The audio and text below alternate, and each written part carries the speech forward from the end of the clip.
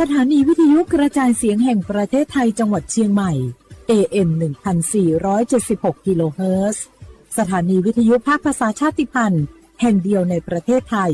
ที่มีความทันสมัยเชื่อถือได้สร้างอัตลักษณ์กลุ่มชาติพันธุ์สู่สากล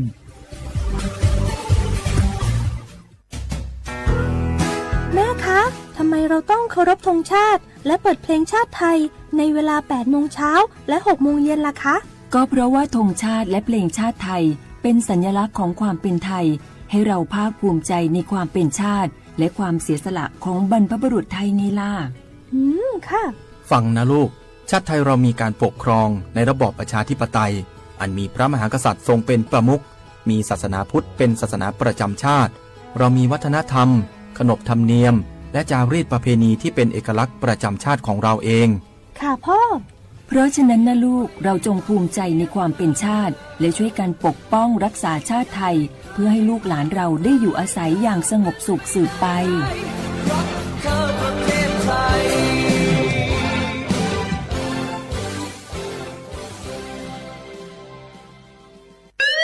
คุณผู้ฟังคะทุกวันนี้มิจฉาชีพมาในรูปแบบใหม่ๆมากมายที่เราอาจคาดไม่ถึงผมเนี่ยก็เคยโดนมิจฉาชีพโทรมาบอกว่าเป็นเพื่อนสนิทแล้วขอยืมเงินโชคดีนะที่เพื่อนคนนั้นอยู่ด้วยกันกับผมเลยรอดหนูก็เพิ่งโดนโทรมาบอกว่าเป็นตำรวจบอกว่าหนูมีคดีเกี่ยวข้องกับยาเสพติดแล้วก็ต้องโอนเงินไปเพื่อเคลียร์คดีโชคดีที่ตั้งสติแล้วก็ตรวจสอบก่อนไม่อย่างนั้นเงินเก็บหนูคงหายหมดแน่ๆเลยหากมีคนอ้างว่าเป็นเจ้าหน้าที่หรือให้โอนเงินอย่ารีบเชื่อต้องตรวจสอบข้อมูลกับหน่วยงานโดยตรงห้ามโอนเงินหรือให้ข้อมูลส่วนตัวเด็ดขาดและอย่าลืมนะคะว่าถ้าหากพบข้อความหรือโทรศัพท์แปลกๆให้แจ้งเจ้าหน้าที่ที่สายด่วน191หรือ1599เพื่อช่วยกันป้องกันและหยุดยั้งมิจฉาชีพค่ะร่วมด้วยช่วยกันเฝ้าระวังภัยรู้ทันมิจฉาชีพเพื่อความปลอดภัยของทุกคนด้วยความปรารถนาดีจากสำนักงานประชาสัมพันธ์ที่3กรมประชาสัมพันธ์เจ้าหยุดยาวปีนี้ปีปิกบ้านก็ปิกกาหยุดเติมหาที่บ้านไม่ได้ปิกมาหลายปีแล้วเคยไปกอดป้าอุ้ยแม่อุ้ยแล้วโอ้ดีใจขนาดเลยมาทางเส้นใดน่ะรถนักขนาดกำลังพอเส้นทาง GPS อยู่เนี่ยมันซอกปลาหลงว่าจะเลือกเส้นทางลักแล้วก็พอเส้นทางเลี่ยงที่มันมีจุดบริการประชาชนต่างๆถ้าเอารถไปเช็คแล้วยังเจ้าเรียบร้อยแล้วตึงน้ำมันเครื่องน้ำมันเบรกน้ำมันเกียร์ผ้าเบรกลมยางไฟรถพร้อมขนาดจะฟังปิ๊กผูกมาเจ้าเลยแต่ว่าแรงเนี่ยที่นาการจะพาไปเลี้ยงว่าจะไปแดนส่งตายหน่อยน้อยโอ้บ่ได้เนอะเกียมรถพร้อมคนขับก็ต้องพร้อมตัวนอนน้อยหลับในเดี๋ยวรถปุ่งเข้าข้างทางได้ไปโรงพยาบาลแตนนะแต่อันมาไปละเดี๋ยวเช็คเส้นทางเสร็จพี่จะไปนอนละปิ๊กบ้านปลอดภัยนะพี่เดินทางปลอดภัยใส่ใจกฎจราจรด้วยความปรารถนาดีจากสำนักงานประชาสัมพันธ์ที่3กรมประชาสัมพันธ์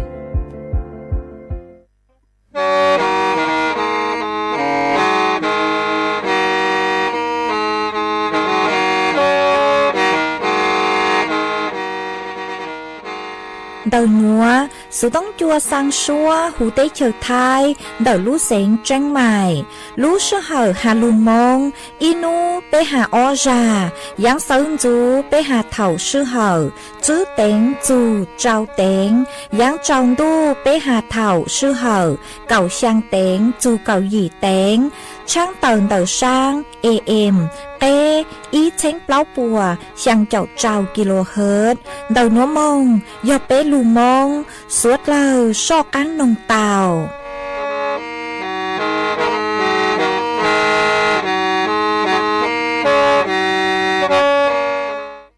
我家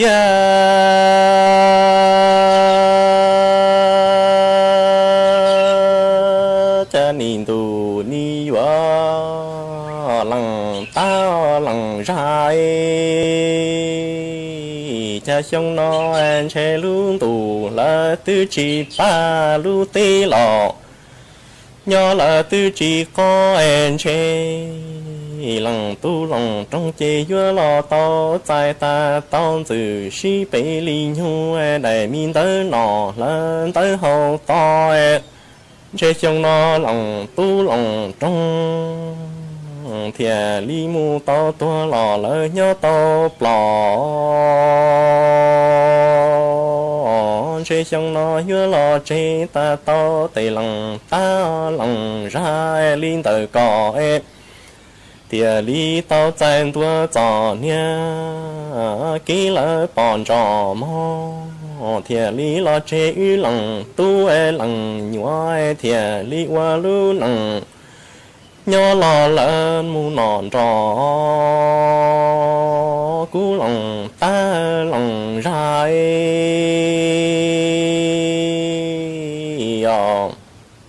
wa chia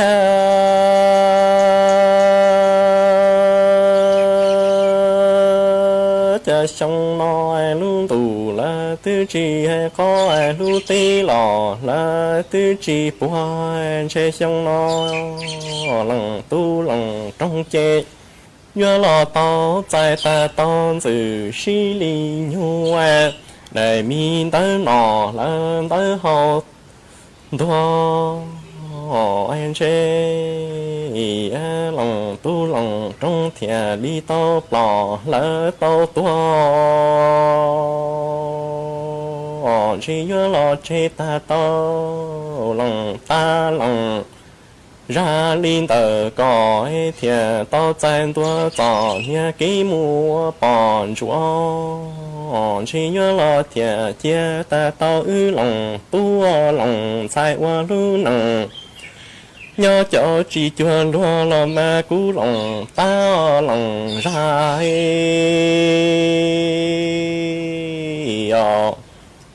wa chia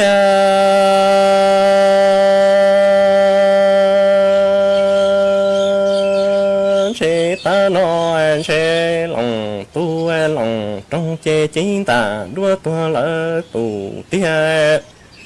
chế tư chỉ ho tỏ nia kia ta trong pla lò mu wa nọ ai mu chùa nu cậu nu lò nhớ lỡ chờ tró mò rồi nó lòng tu lòng trong chế chính ta đua tua lỡ tù tia chế chính đại trong đại mi ta chế tư mùa nhớ lử ta tí chủ lỡ lò cho lỡ muôn chúa kho chế tu mình chủ ba mà hoa lý sư chế tư muôn chế tí lù lo cho tên sự xí lý nhu lưu trồng văn to chế rồi nó lòng tu lòng trong nhớ lo thì ra là xí lòng sai on chế nhớ lo bỏ ta lòng ra chế nhớ lo quả khâu xí củ khoai nhớ yuan chi li rõ là lu trồng ta tờ li pla cho là lu mu trồng cho cha chế lòng tu lòng trong tư nhớ lu lòng ta lòng ra linh tớ cỏ nhớ tư chỉ tờ ta lo chế lòng tu lòng trong tư nhớ sở chỉ tao là ý chủ chân khó tư cho lọt to lo ma lòng ta lòng ra wa chia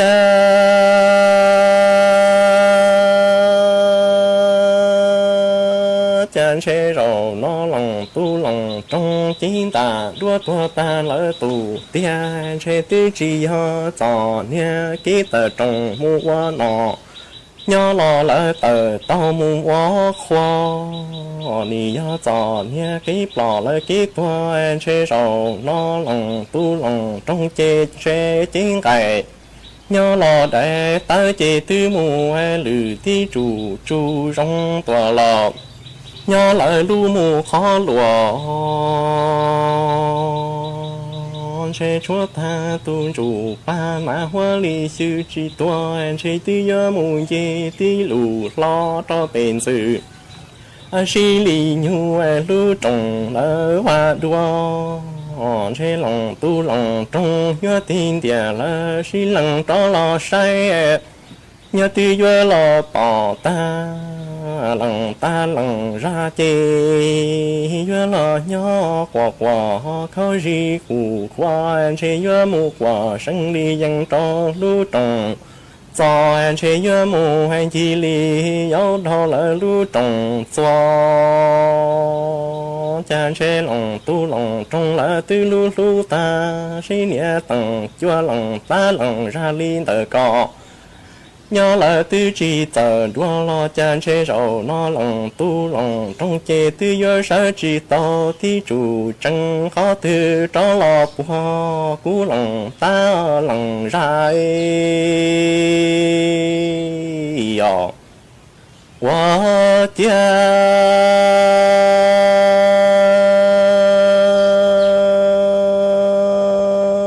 chế tan tù là li nói lòng tu lòng trong trên chế tư toa là tù tia chế chế tia ra tư mù hay lử ta tí chủ là lò trên đua kho chế chế cái đây tới chế tư mù nhớ là chuyện trò mò cha chúa tu chủ pa ma hoa li sư chết nhớ tư yo mùa pli li plo wa tu cam bầu la ca xia xi tư mù quả xi tí lù loa mù cho chùa xong là lu mù tu khoa gì nia mù lò là lu tu no chế lòng tu lòng trong nhớ lo qua ra lớn bao số hai đó tin trụ đã cho lòng ta lòng ra hai tia cú lòng ta lòng ra có qua lu nằng nhoi có qua lu xuyên tụ ta lý tê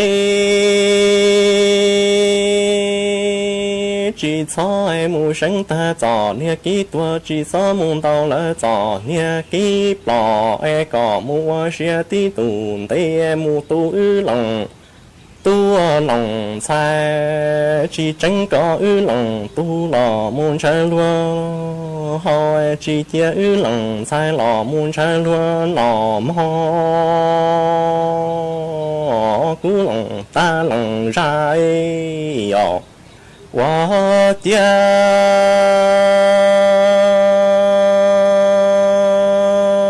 chế tan tù là li nói lòng tu lòng trong chế chính ta đua là tư thoa tù tia chế chính cái nhớ đại ta chế tư mù lử ta tí chủ là lò là mù lu khó lò ai chế tu min chủ ba ma hoa li sư chế tư mù xia li chi pli li plo wa tu ca bầu la ca xia xi tư mù quả xi tí lù loa trò chùa xong là lu mù tù nói gì nè là rong lo lu tù khoa chế lòng tu lòng trong chế tư yo lo tàu ra lên bao số hai tí tù ta cho tề lòng ta lòng ra hay tia nhớ li cú lòng ta lòng ra cỏ qua lỡ lu nằng nhoi cỏ chỉ là chỉ cho bao qua xuyên tù ca linh tê chỉ cho tàu tỏ là kí plò chỉ cho sinh tỏ là kí tuổi qua xuyên tin tù tê mu tu lòng sai chỉ chia pu lòng tu lò sai luôn nói chỉ chia mi lòng sai mu lò thon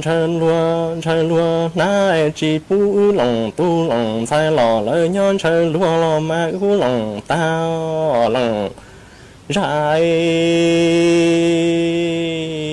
anh chế cha nì rong chỉ là sân hay mu hay so si to rong là tăng lò luôn chỉ choai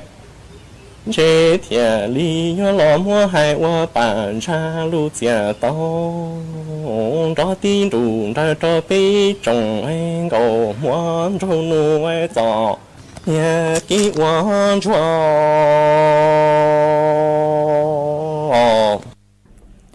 จวนจื้อหนัวอยู่มัวอีช่างลูเป้าจอลูทางจัวเป้สวดเราเตาเป้าหาจูนเต่า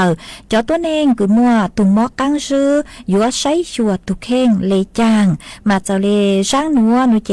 กูเต่ามัวจอหนูจื้อคือใช้ชัวเกโนกังเห่าหูกุนถั่วเต่าฮาเลหนัวฮาตาตุ่มมอกังซื้อนี่ยออีตุ่มมอโลกเลื้อลางมาอยู่จู่เต่าใช้ชัวตุเข่งตัวส่งหาจอตัวเองคือมัวตุ่มมอกังซื้ออยู่เต่าตีท้ายใช้ชัวจอเปทางคือยอดจวนเดาจอนช้างตัวส่งจื้อปูกว่านือชาร์เข้าใจหาอยู่เตาตีท้ายจื้อปูกว่าตุเข่งเตาใจจอมมอโลกแทรกซ้อนเดาอย่างคือยองกันลูจวนเดาลูกเจ๋สุเลคือจอมมอคือยองกันลูจวนเดาลูกขอมัวหาตุมอเจ้าหาเต็ดก็เตาอยู่อวกาศช้างเตาหาชื่อต่างเรียนเตา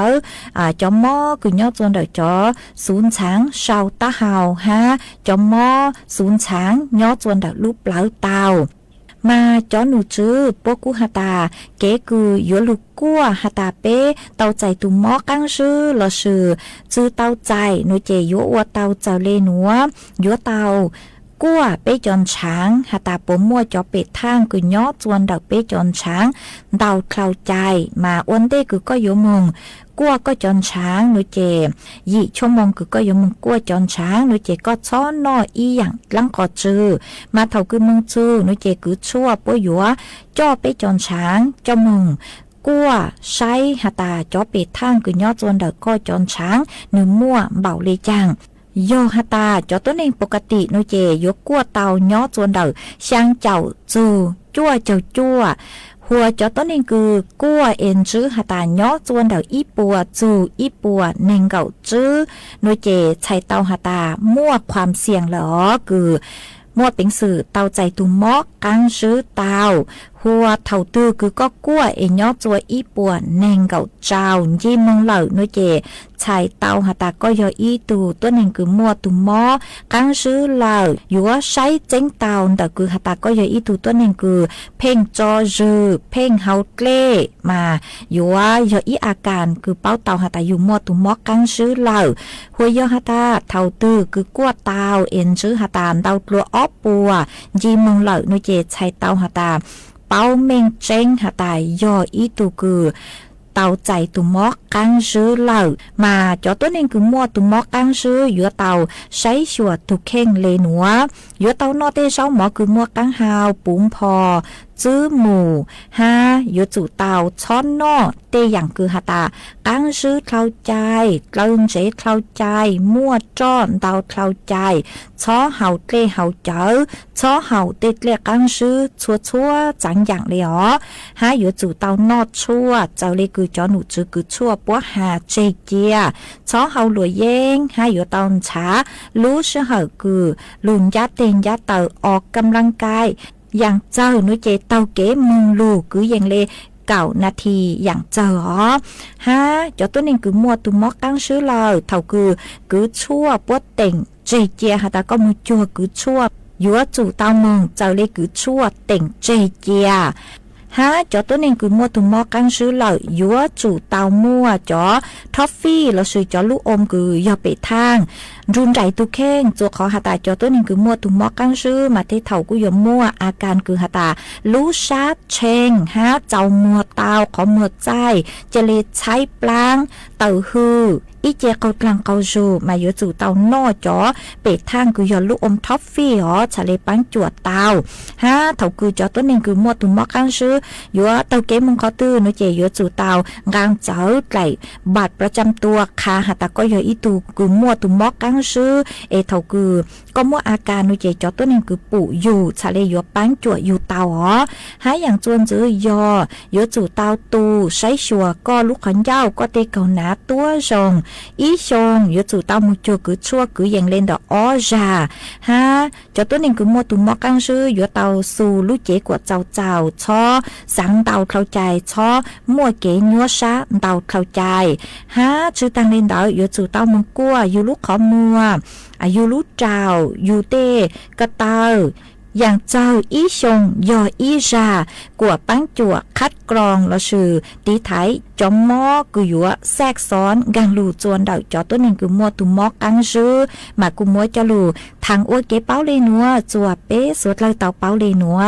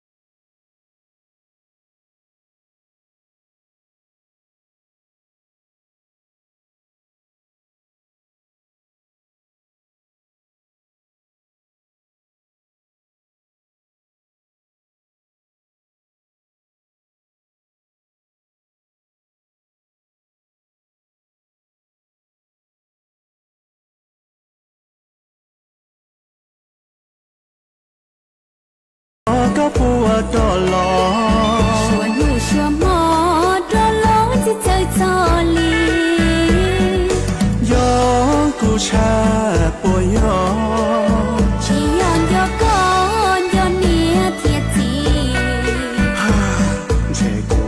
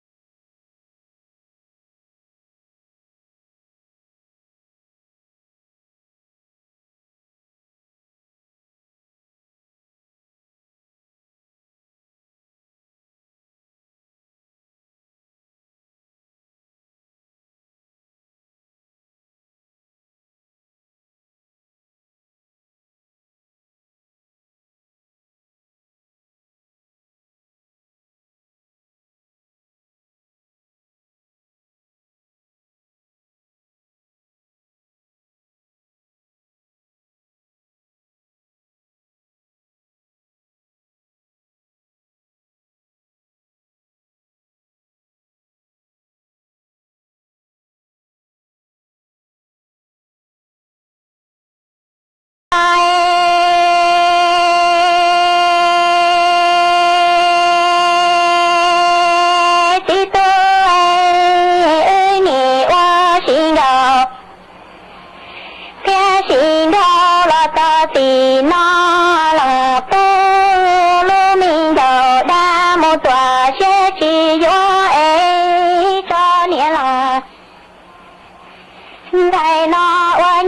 subscribe cho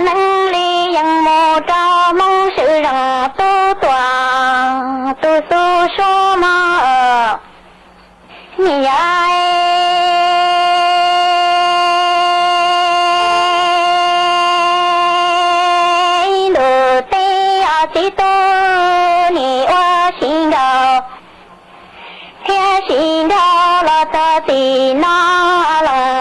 Ghiền Mì Gõ để không bỏ lỡ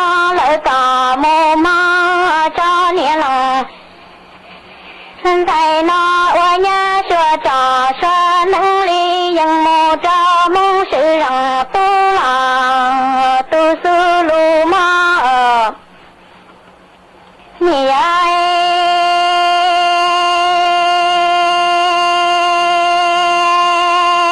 年郎才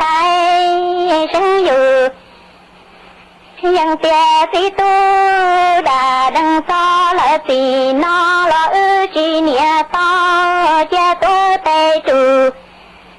เจไอโมวาละเนียอิโนชิไอโมมีกินเกาละกินจอไอก็สีมาเชเน我愿到到年郎在那种有些起码是没能那大灯发起，那了几年到家多得住这木瓦了年一诺快莫咪见到，老见到多还搞错是不到到年郎在那种。我写的，你爱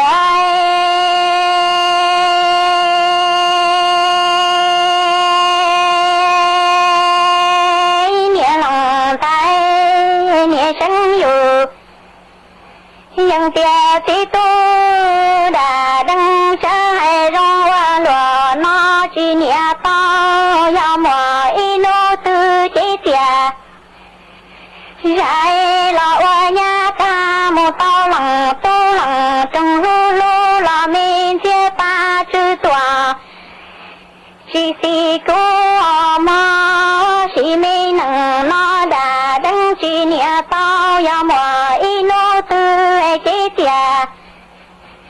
Rải là oa nhà ta một tao lặng tô lặng trong nia lô lô tòa thư lý ra là mình chia ta chữ chỉ sư có ni chỉ tô cần đỡ đỡ rong hoa lúa nó ở ni ai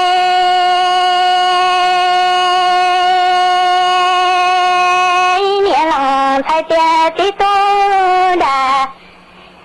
đấng chỉ tao tòa lại lo chi nhà để cho tòa từ chi xoa tăngอยู่ยังเจ้าสาวคือมามัว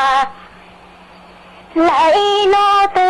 chế tia ra qua nhà ta lo bàn toa chiến đầu nhó tuần thi mà chế chiến lại lo chế mi tên bao chế cũng lòng mi xe quan cho có y nhung tí chủ xe trơn cho chế chỉ bố lửa tí tô cần ngờ đậu trái rong qua lùa nó chỉ nia tao nhà để cho toàn từ chi xoa tăng dù dân lò cho sầu cha do chế tia ra qua nhà ta toàn toa mò y nô em đàn chủ nhó toàn thi mà cha chiến lại lo chế mi tơ lử mà chế cũng lòng mi xe quan cho có y nhung tí chủ chỉ muốn bọn đại po xe trơn đua chế tòa chim bao cha chế chỉ lưu mi là sân lò vô to cần đầu đạo cha rong qua lùa nó chỉ nia tao yuan cho cả nô chiến đầu nhớ lô ta xe chiến già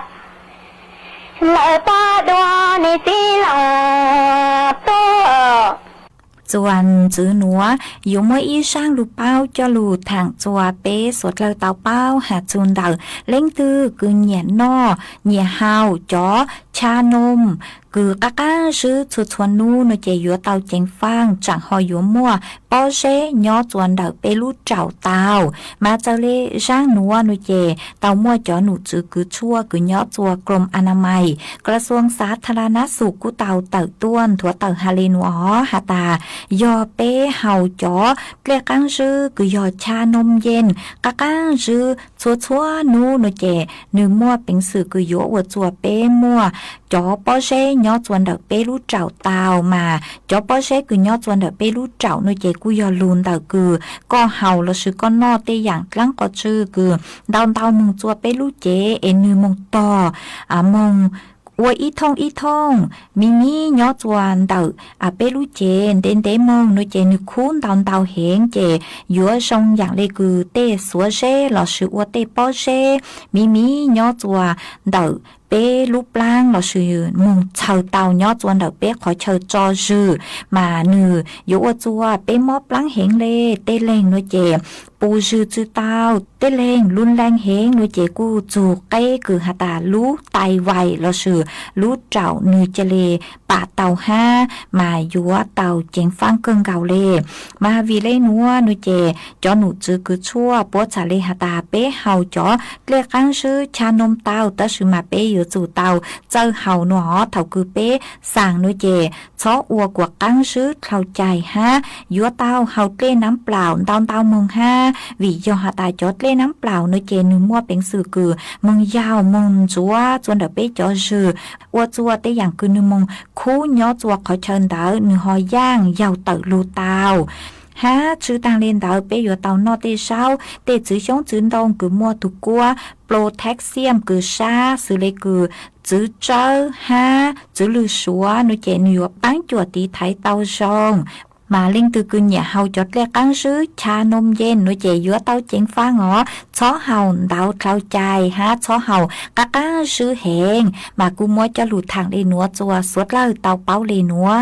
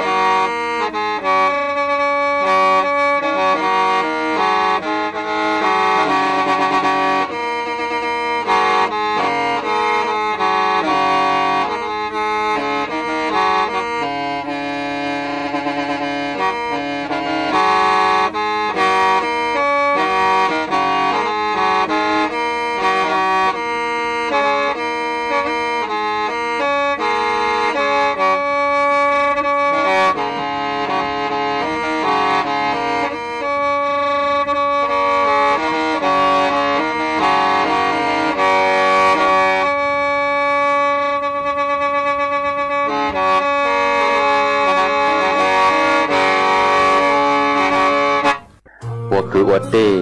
要去做事路也有要去到音吧我ก็หมด到路要去做事路也有牛更没得到我คือ我的要去做事路也有要去到我一吧我ก็หมด到路要去做事路也有牛更可不能着了干我คือ的要去做事路也有要去到cùng rê cùng rò ông có một đồng nô nhiều chỉ ta suy lô cú lò yếu tuổi có con to ô luôn nè luôn gì chỉ ta cho luôn thọ luôn lo luôn chỉ ta ô lò chỉ cho mua luôn chợ đó cho kế tua ô luôn nè luôn gì nhiều chỉ ta cho thọ luôn lo luôn chỉ ta ô nhiều chỉ cho mua luôn chợ đó cho kế lo cho nhẹ là do yêu chỉ một canh luôn lê giờ yêu luôn nhanh như yêu nhót tàu luôn thì cho nhẹ do yêu chỉ một canh luôn tu giờ yêu luôn nhanh giờ yêu nhót tàu cá xuyên luôn chỉ phụ cho trái giờ yêu chỉ tàu tết chờ đó luôn nhó chỉ phụ nè phụ tí giờ yêu chỉ tàu lúc chờ lọt lo chỉ phụ cho trái giờ mỗi ít nu yêu cơ mang cua chỉ phụ nè phụ tí mỗi ít nu yêu bỏ mua cua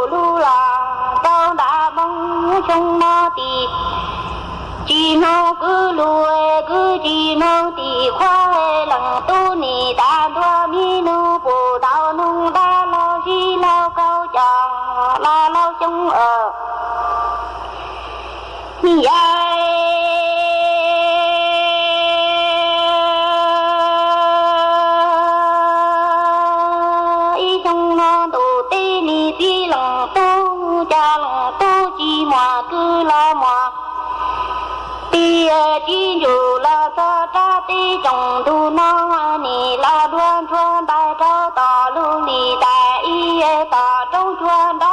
有了吧咖喱街到一兄都人大那几那冷个冷金主上家冷都记得多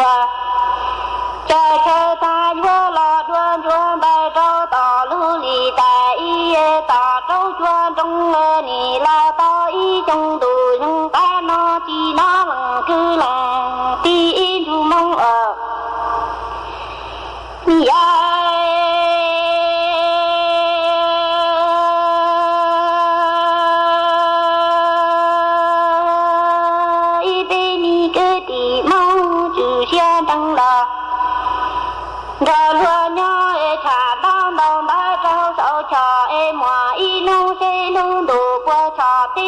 地呀路都查更对地冷这份年，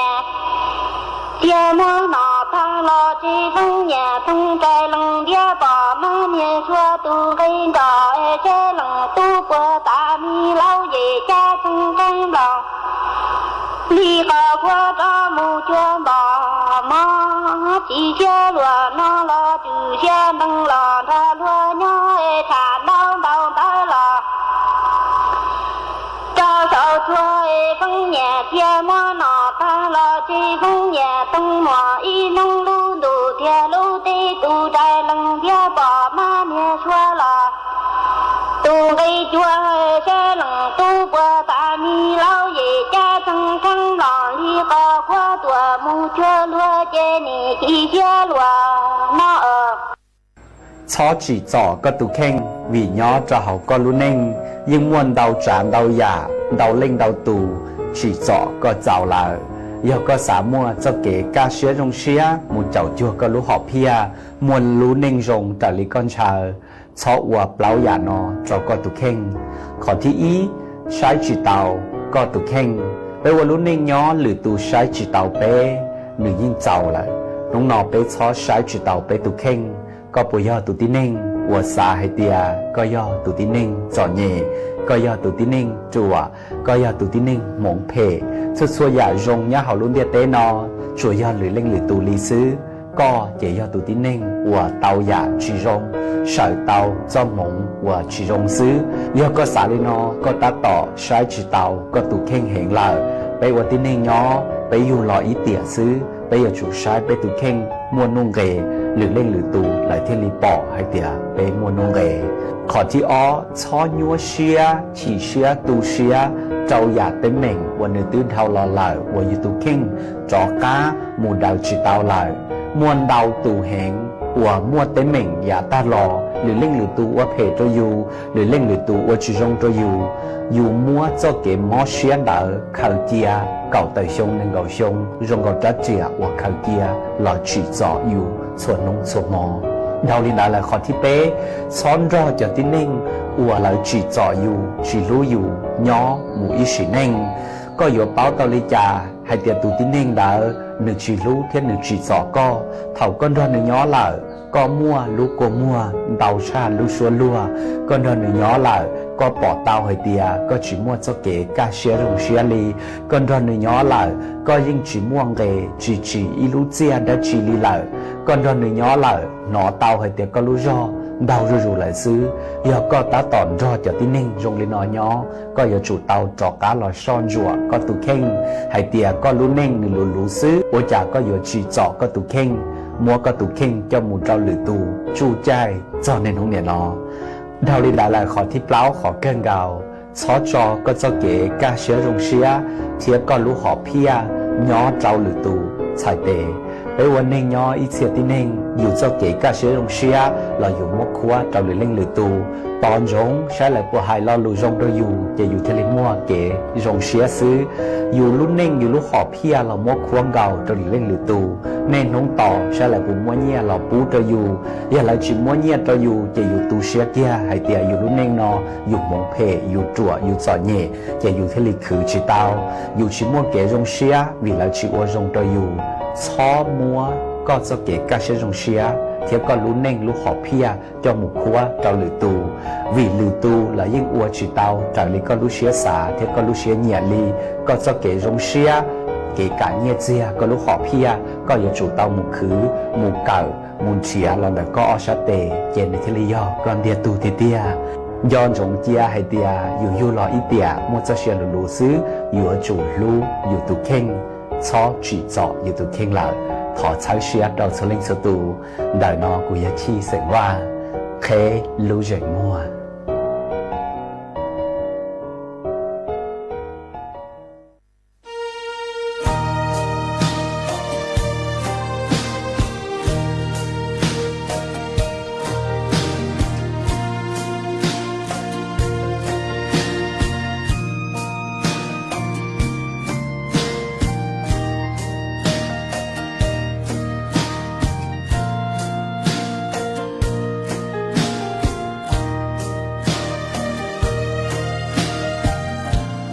路能拿路线我路，我年我记了就离去么，你只会应做不单路，一直在你不透只有。用这的起了有起头，在碰的雨有了的起幕，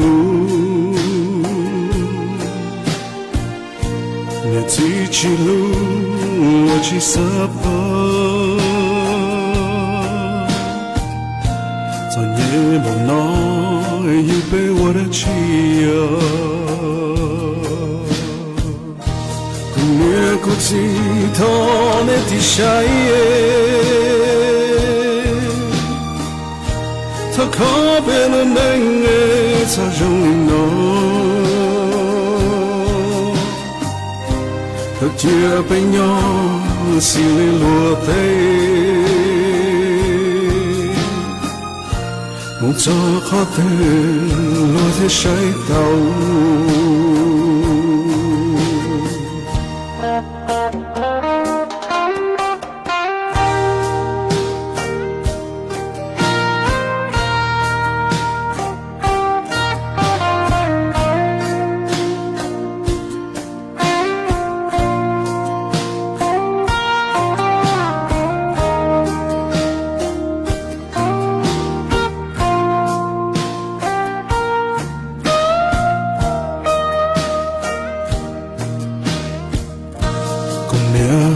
这家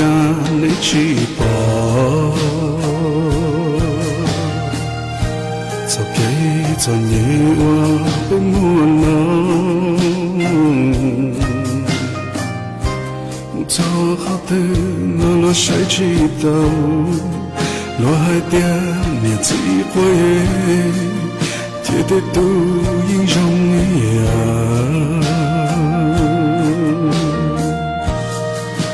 我不路线，只抱目标，黑中黑的梦，就那样山就有多看，掉我一路其中离苦。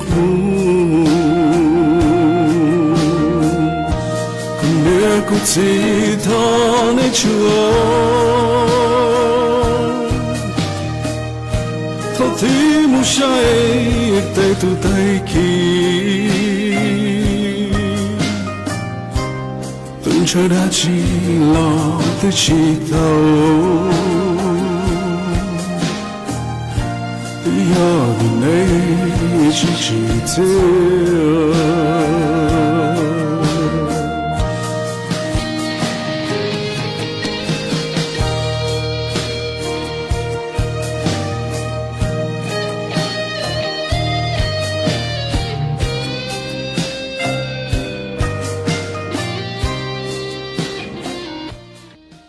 一จงหนาจะกูได้นิ่งจางสวดเล่ารู้ชื่อเหอกูตื้อยัวแตงเล่าว่าจงดาวจะเมชัวชัวเล็งชัวตูกือเมลูปังจัวช่างกลางดูสุต้องจัวฮัลลูมงดัดลู่เสียงจังใหม่ลุนรูย้ออัวพงยูอัวเกเถ่าปีลูจูจัวเถ่าซาวเกกูจวนจื้อเมนเบาเลนัวซื้อเอเป้มังจะกังลูซึ่งจื้อลัวจวนเดินดูสุต้องจัวฮัลลูมงดัดลู่เสียงจังใหม่เถ่าซึ่งจูลู่ชื่อเหอจื้อเต็งจูเจ้าเต็งเถ่ายังจงดูลู่ชื่อเหอเก่าช่างเต็งจูเก่าหยี่เต็งอัวจงดาวย้อจงสวดเล่า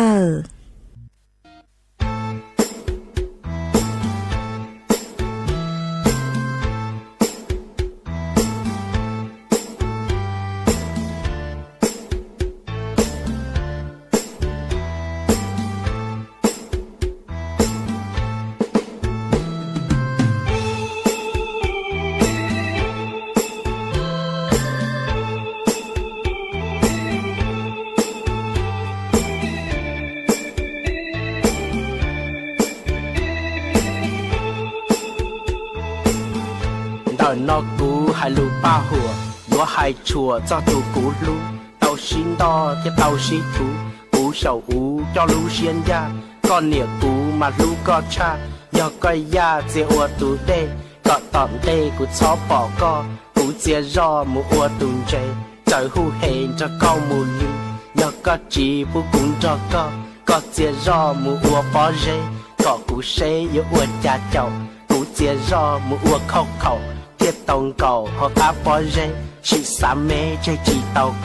có chia ro mu ua lú ba kể cú ya mu ua tù mù cú lòng cú có tê ri mì do có chỉ bu cú lòng cú có chia mù ua kia luôn đu kể cú ua kia luôn nu cú mà cú trong tiết tê hài do có bài chia ua trả phò có chó bỏ thế chỉ chó chứ cú chia kia mu ua mò chứ có thầu tư có chùa sĩ cú do tú chơi chỉ tàu có chia ro mu ua lú phải để cú bài chia kia ua cho còn cho có mu ta ý chỉ mu ý chỉ có kia cho tư để phong dư chính cờ tròn đỡ nhớ dây thở sau lú xì hở ua chính cờ ra có mu ly nhớ có chỉ bu cũng cho có chia ro mu uốn thứ chua cú mà ua chia kiên thứ hua có chúaไทยและเครือข่ายทั่วประเทศเสนอข่าวต้นชั่วโมงรู้เร็วรู้จริงเกาะติดทุกสถานการณ์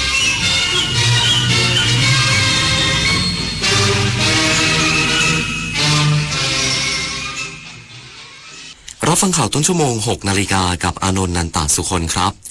กรมการค้าภายในเดินหน้าโครงการธงเขียว plus รับมือยอดการใช้ปุ๋ยที่เพิ่มขึ้นอีกสักครู่ก็มาติดตามรายละเอียดครับเพื่อนจะรีบไปไหนสตาร์ทรถทิ้งไว้ก่อนเดี๋ยวขึ้นไปเอาของบนออฟฟิศแป๊บนึงหยุดเลยสตาร์ทรถทิ้งไว้เปลืองน้ำมันนะแค่ไม่กี่นาทีเองพลังงานไม่หมดโลกมั้งคำว่าแค่แป๊บเดียวของทุกคนรวมกันหมายถึงพลังงานมหาศาลที่ถูกทิ้งไปเปล่าๆเลยนะจริงด้วยนึกว่าเรื่องเล็กแต่มันเรื่องใหญ่กว่าที่คิดอีกนะเนี่ยร่วมกันประหยัดพลังงานเพื่อประเทศชาติและโลกของเรา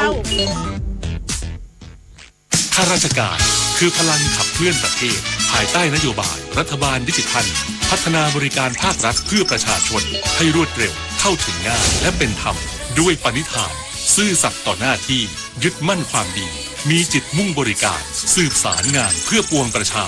ทุกภารกิจยึดมั่นหลักธรรมาภิบาล1 เมษายนวันข้าราชการพลเรือนร่วมทำงานด้วยหัวใจเพื่อประเทศไทยที่ก้าวหน้าและยั่งยืนวิกฤตพลังงานวิกฤตตะวันออกกลางวิกฤตพลังงานเชิญชวนคนไทยประหยัดไฟฟ้ากันตั้งแต่วันนี้เริ่มง่ายๆปิดไฟที่ไม่ใช้ปิดเครื่องใช้ไฟฟ้าที่ไม่จำเป็นปรับอุณหภูมิเครื่องปรับอากาศที่26 องศาเซลเซียสสวมเสื้อผ้าระบายอากาศงดการสวมสูทเดินขึ้นลงบันไดในอาคารแทนการใช้ลิฟต์ลดรายจ่ายลดใช้พลังงาน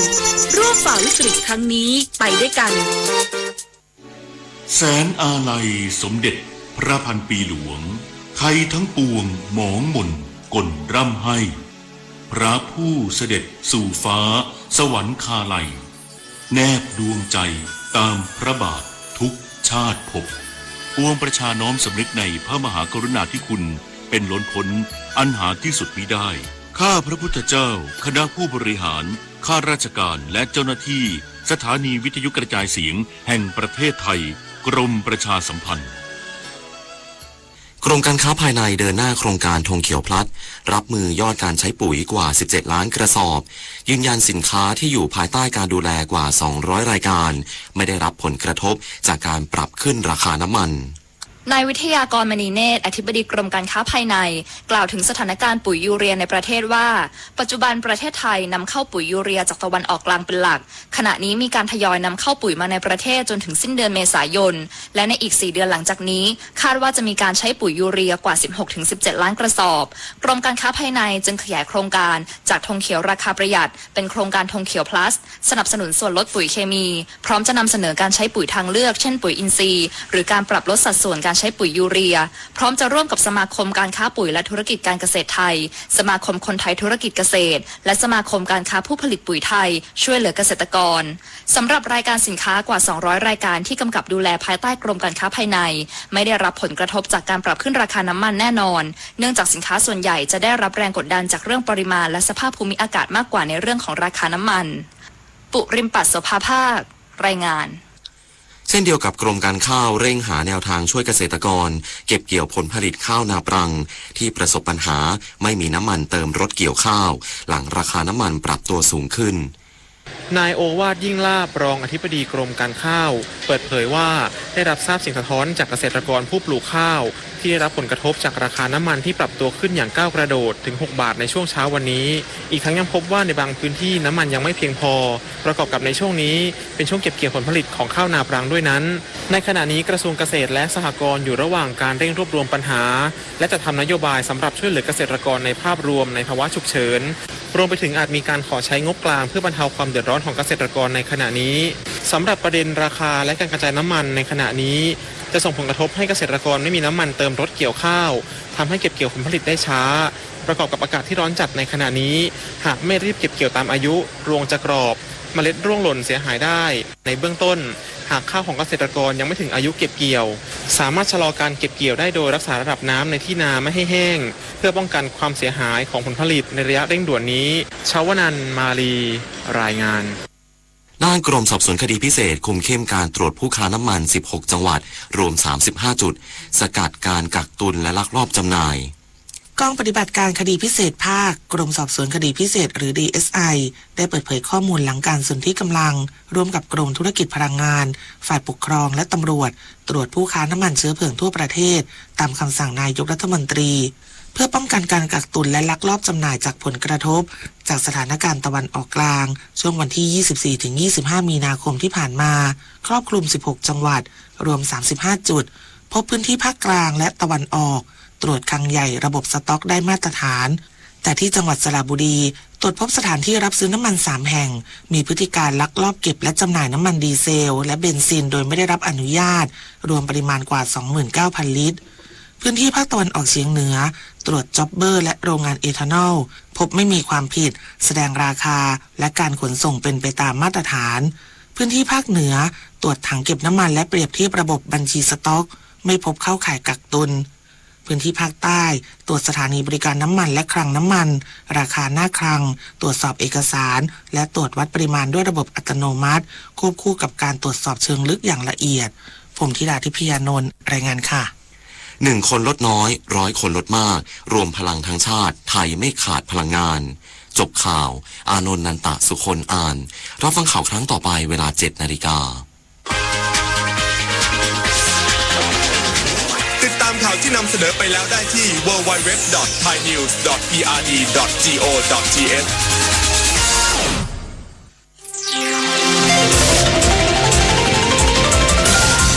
วิทยุแห่งประเทศไทยให้ความรู้คู่ความสุข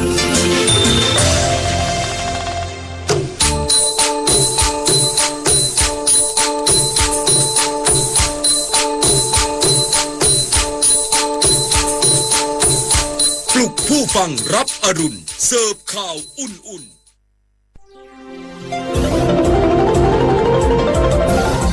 วิทยุแห่ง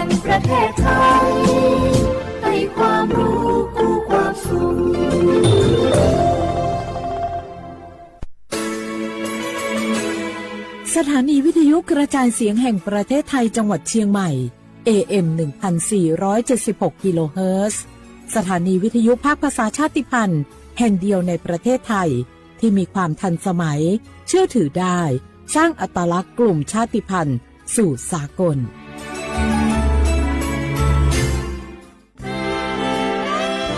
ตลอดประวัติศาสตร์ของชาติไทยพระมหากษัตริย์ไทยทรงเป็นพลังศรัทธาทรงทำนุบำรุงและอุปถัมภ์ศาสนาให้เป็นหลักยึดเหนี่ยวจิตใจของประชาชนเป็นแนวทางในการดำเนินชีวิตด้วยความดีงาม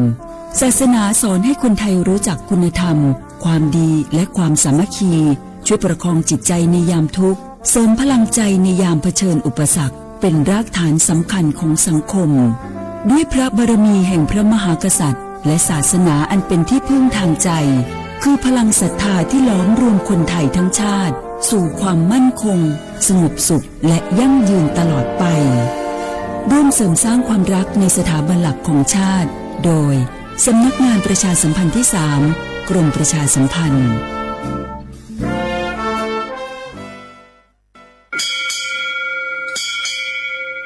โอบูดาจ้า โอมิชเปอร์ เหมือนสุงคา ปอกว่า ย้อจง โอดูธรรมา สถานีวิทยุภาษาชาติพันธุ์แห่งเดียวในประเทศไทย ทันสมัยเชื่อถือได้ แล้วพบกันที่สวทเชียงใหม่ AM 1476 กิโลเฮิรตซ์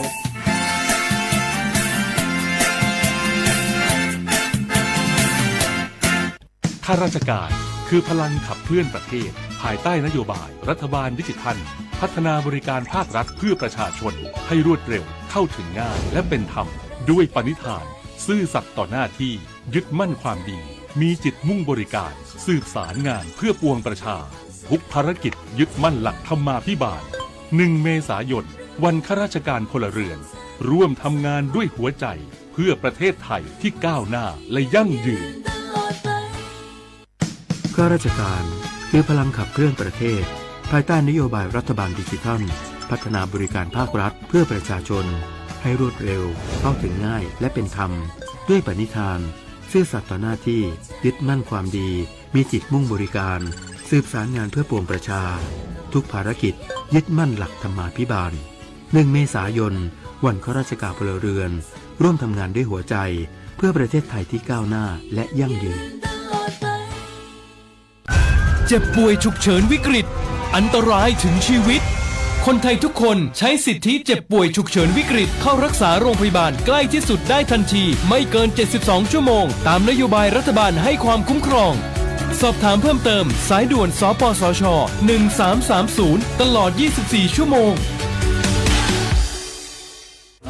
อยากรู้จังใครบ้างนะ7กลุ่มเสี่ยงฉีดวัคซีนไข้หวัดใหญ่ใช้สิทธิบัตรทองได้ไม่เสียค่าใช้จ่าย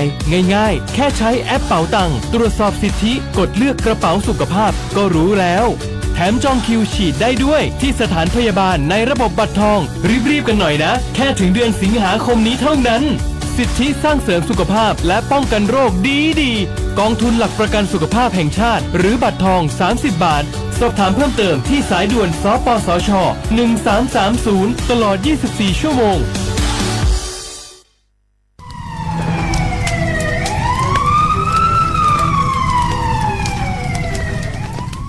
เชื่อว่าพวกมา30,000เนี่ย我们家多去出边面嘛我们家吃烂来嘛这边了啊90%我们家我老做话家都错嘛ที่เนี่ยว่าจะว่าโลสักเนี่ย我们家比话จะมือดูทุกชมาที่เนี่ยก็สักทุกชมางที่พวกทุกชาไปที่มาข้อเนี่ย PA 2.5พิลามาที่เนี่ยว่าเราโชว์ให้ผู้อยู่ในจ้าที่เนี่ยว่าเราโชว์หน้าพิลามามีความเสี่ยงจะไม่คือโรคหัวใจโดนว่ามันเลยโดนเนี่ยคือสมองเสียมาโรคปอดใกล้มางที่บ้าน我们家มาสายาสถาบันวิจัยวิทยาศาสตร์ที่เนี่ยคือเทคโนโลยีแห่งประเทศไทยวุ้ยชื่อมาคือแต่คนแรกยี่จอละโคตุทัดสูมีฉากขดามาอยู่จะมาเมื่อเขาลิป้าลิมาเป็นซาบิวมันยี่จอสูงมันเนี่ยคือวชสำนักงานวิจัยแห่งชาติ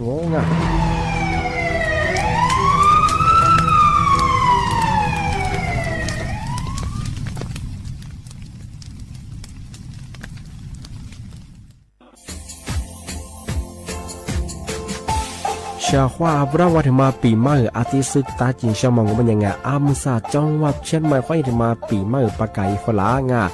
ที่5ที่นี่ของพวกฝ่ายยิงว่า5 3次ที่นี่ซึ่งอีกคนอยู่ตรงนี้โฉดซึกูกว่ามาคืออาตุทัดชูดอกกับปากกับเมียนเบสเพียลุมีโดขยันรัวจุดดอก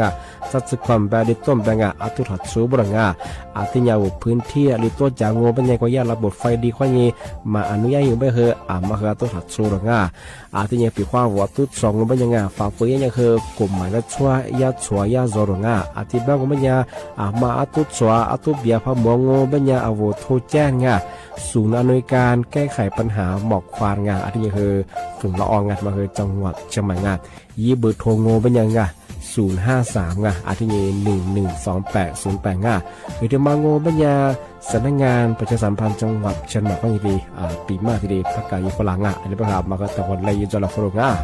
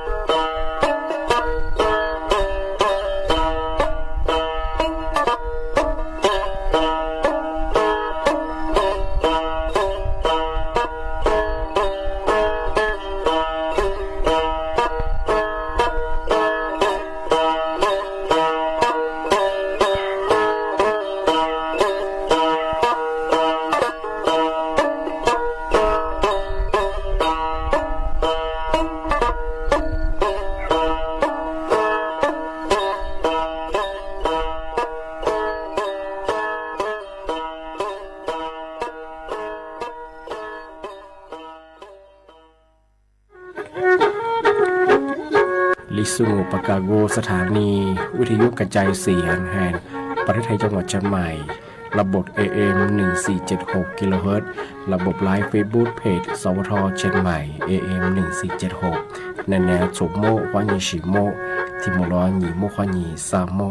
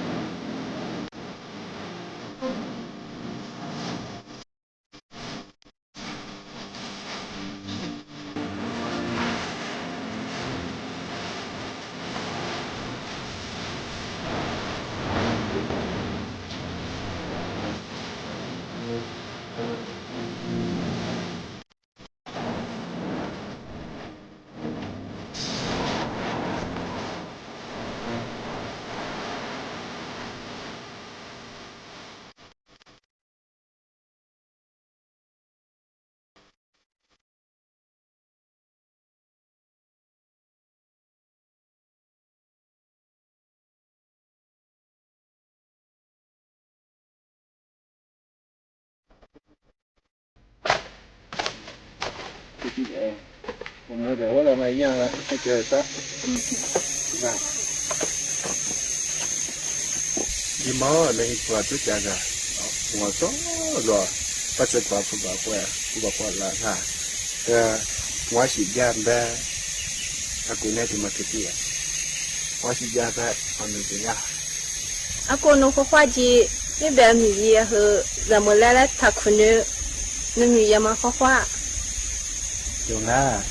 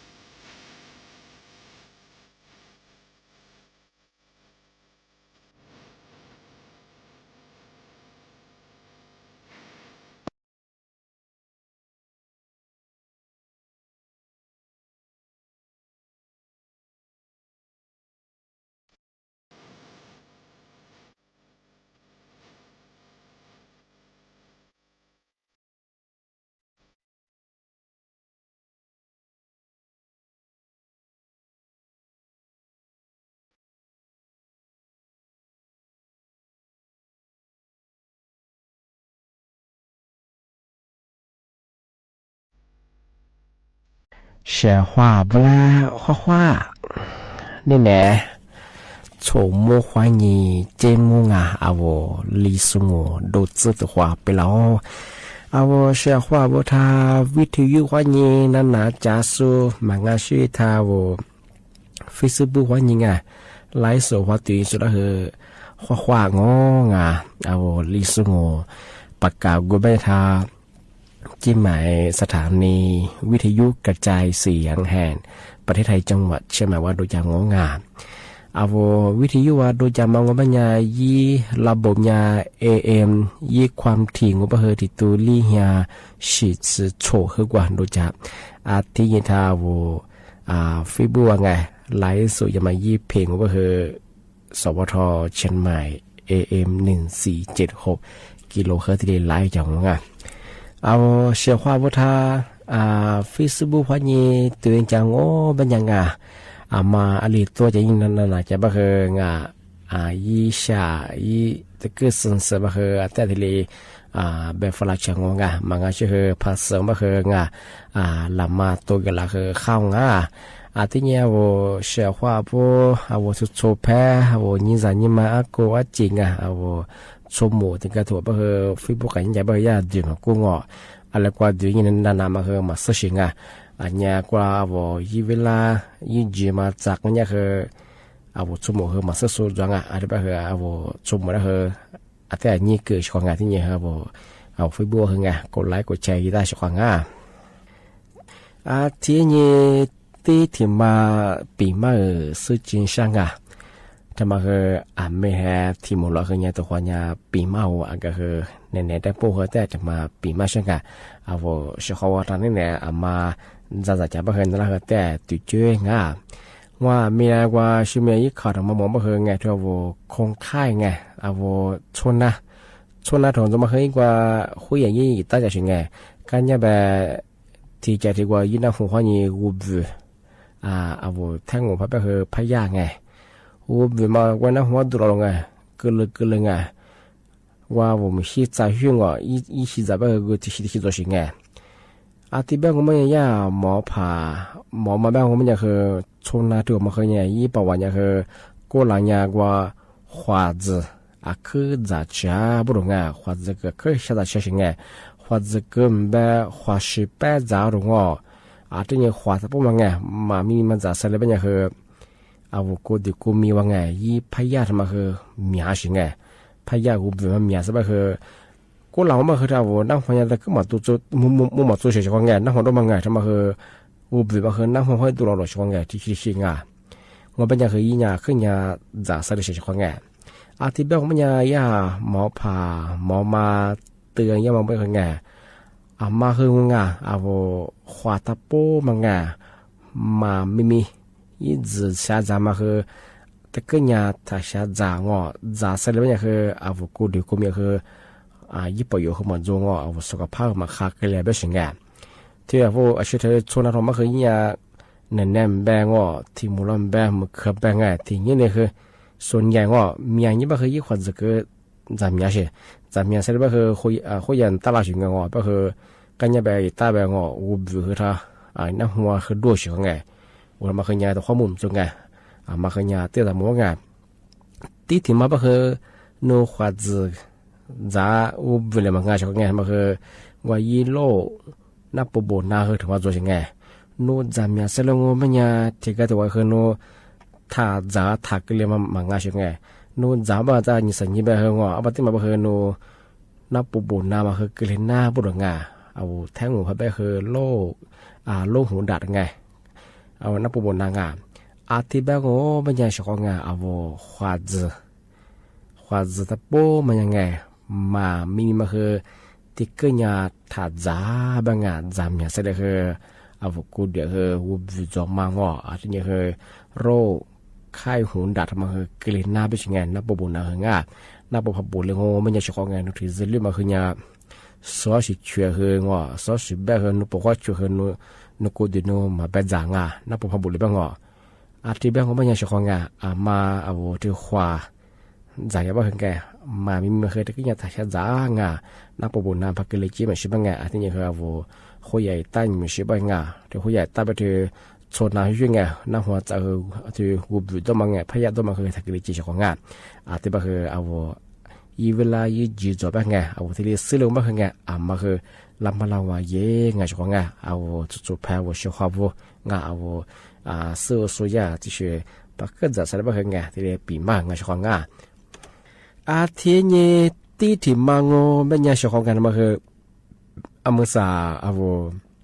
รัฐบาลยาถึงมาประกาศไงมาสาบะเฮียที่เรียกขึ้นยาเข้มงวดยังไปถึงไงเลื่อนถือสินค้าไง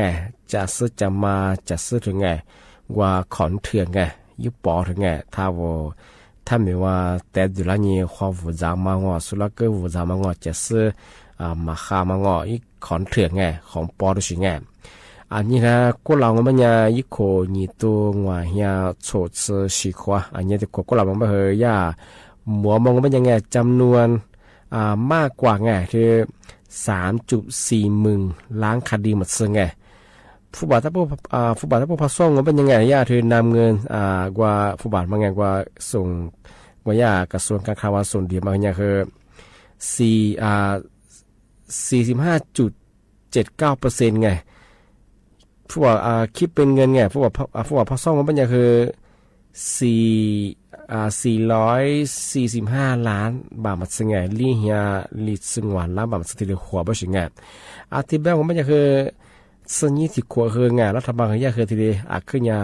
ยุชิตขวที่เข้มงวดยังบางไงที่มาสินค้าผิดกฎหมายยังบางไงที่กฎหมายแล้วชั่วมาที่นี่จะมากกว่าสุ่มว่าแต่จุดนี้ถ้าไม่หัวเรามางอที่นี่คือว่าอะไรมาผิดกฎหมายยังบางไงมาสารรัฐบาลที่นี่สุดที่นี่เนี่ยจอบบ่สิงไงที่มาคือเชื่อข้องานที่จะมาปีมาสุดที่ช่างที่แบงก์มันยังเคยถึงมายาผู้รับผิดชอบอยู่สุดที่กรงสภาสัมมิงไงมาคือยาเตรียมขยายไงปราบสินค้าเถื่อนที่ต่อเนื่องที่เยอะไปถึงทั่วประเทศไงมาคือเชื่อข้องานจะมาปีมาสุดที่ช่างมาสุดที่สินค้าเถื่อนไงมาข้ามมาผิดกฎหมายมาพาวจะบ้างไงมีหนาเชื่อข้องานมาคือถึงมาสุดที่ช่างว่าเชื่อข้อได้ที่นี่ที่ถึงมางาเชื่อข้องานมาคืออีเห็นนี่มันกุลจะปูมาคืองอพัดซึมเมื่อเป็นอย่างคือแน่นๆแบบที่มูลแบงกันทำมาคือที่เรียประกาศเยอะงานที่เรียประชาสัมพันธ์ที่เรียเยอะงองาทำมาคือจังหวัดเชียงใหม่ว่ายังไงเชียงความมาละคืองานที่เรียเดี๋ยวไปถึงไงขอร่วมมืองมาคือโตถัดโซบริษัทงโตสุสเลงโอเป็นอย่างคืออะไรแบบยี่หมอกควานงอโตคุชมาอีมรพิจมายีโดไงมีบริษัทว่าคือตัวนี้คือว่าอากาศคือมาเสียได้ยังไงมุกุรินเนี่ยสมัครไปไอ้ตัวบ้านคือเนี่ยความฟูชิไงหมอกควาชิงไงช่วงไงที่บ้านคือไงที่มาจุดมาคือไงมาคือโตถัดโซบ้างไงไอ้ที่ว่าพัดจงมันยังสุขภาพคือมาคักเลยไงกูเดือคือน่าจะพิจารณาคือน้ำมาคือที่ริบผิดแล้วกินหน้าไม่ใช่ไงชั่วโมงแบบจันทร์แบบติดกับตัวคือสุขภาพมาค่าสูงโรคประจำตัวจุดสูงชินมาค่าสูงแบบคือปีขวาหมอกควานไง PA 2.5 มายึดค่าคือพอสุดยิ่งแบบคือไงที่ผมมาคือเนี่ยขึ้นเนี่ยสอนอะไรสิไงน้ำมางมาคือยี่จอดแล้วหัวเฉคองามาคือยาจังหวัดเชียงใหม่ก็ที่เลยเด็กฝรั่งงาที่แบงก์ของมันเนี่ยเฉคองายาตัวมาเกิดสมบัติคือที่ที่นี่กับพวกเขายิงว่าสังวรเนี่ยสุดที่เลยมาเกิดชัวบางที่บ้านเนี่ยปีว่ามาสมาดังโง่บ้านเนี่ยว่ารถทะเบียนไงขออนุมัติไงผ่านระบบไฟดีว่าที่เลยรถทะเบียนที่เด่นหน้าไปสิไงขออนุญาตว่าไงปีว่าโนมาขออนุญาตเยเดี๋ยวมันดีไปไงสุดท้ายสุดไปคือโนสองบ้านเนี่ยทำมาคือถูกดำเนินคดีไงที่เลยแย่บ่ดไงที่เนี่ยคือจำคุกไงโคบิเบี้ยไงที่เนี่ยฟุตบอลโคจามาคือเนี่ยนี่ตัวหัวเฮียบ้ามันก็เกิดจะบ้างไงมันก็คือโคจาโคบิเบี้ยงงไงที่บ้านคือเฉคองไงมาคือตาคนแรกไงตื่นใจแล้วโคตัวเบียแล้วก็เบียหมวงบ้านเนี่ยคือไงคือโทรแจ้งน้องไงที่เบอร์191191ก็คือ24ชั่วโมงที่โทรแจ้งหน้าเฉคองไงมาคือเฉคองมาปีมาที่เลยสุดจริงช่างงไงที่บ้านเนี่ยงามุสาเชื่อว่าเรื่องงามมงกว่าที่ว่า กินนางะทำมังกรนักญาบุปผาแต่ขวาชุดละขวางะวัวเชียวขวาทาวิธียุทธนาจาโซงะไลสวัสดิสงบะเฮวัวอลิตัวอย่างนี้นานาจังก็ไม่ยังไงวัวละมาตัวฟลาจงงะอิสยาภาษาไม่ยังไงแต่ก็ตัวบะเฮอิเชเฮมาสบะเฮแบบฟลาจงะ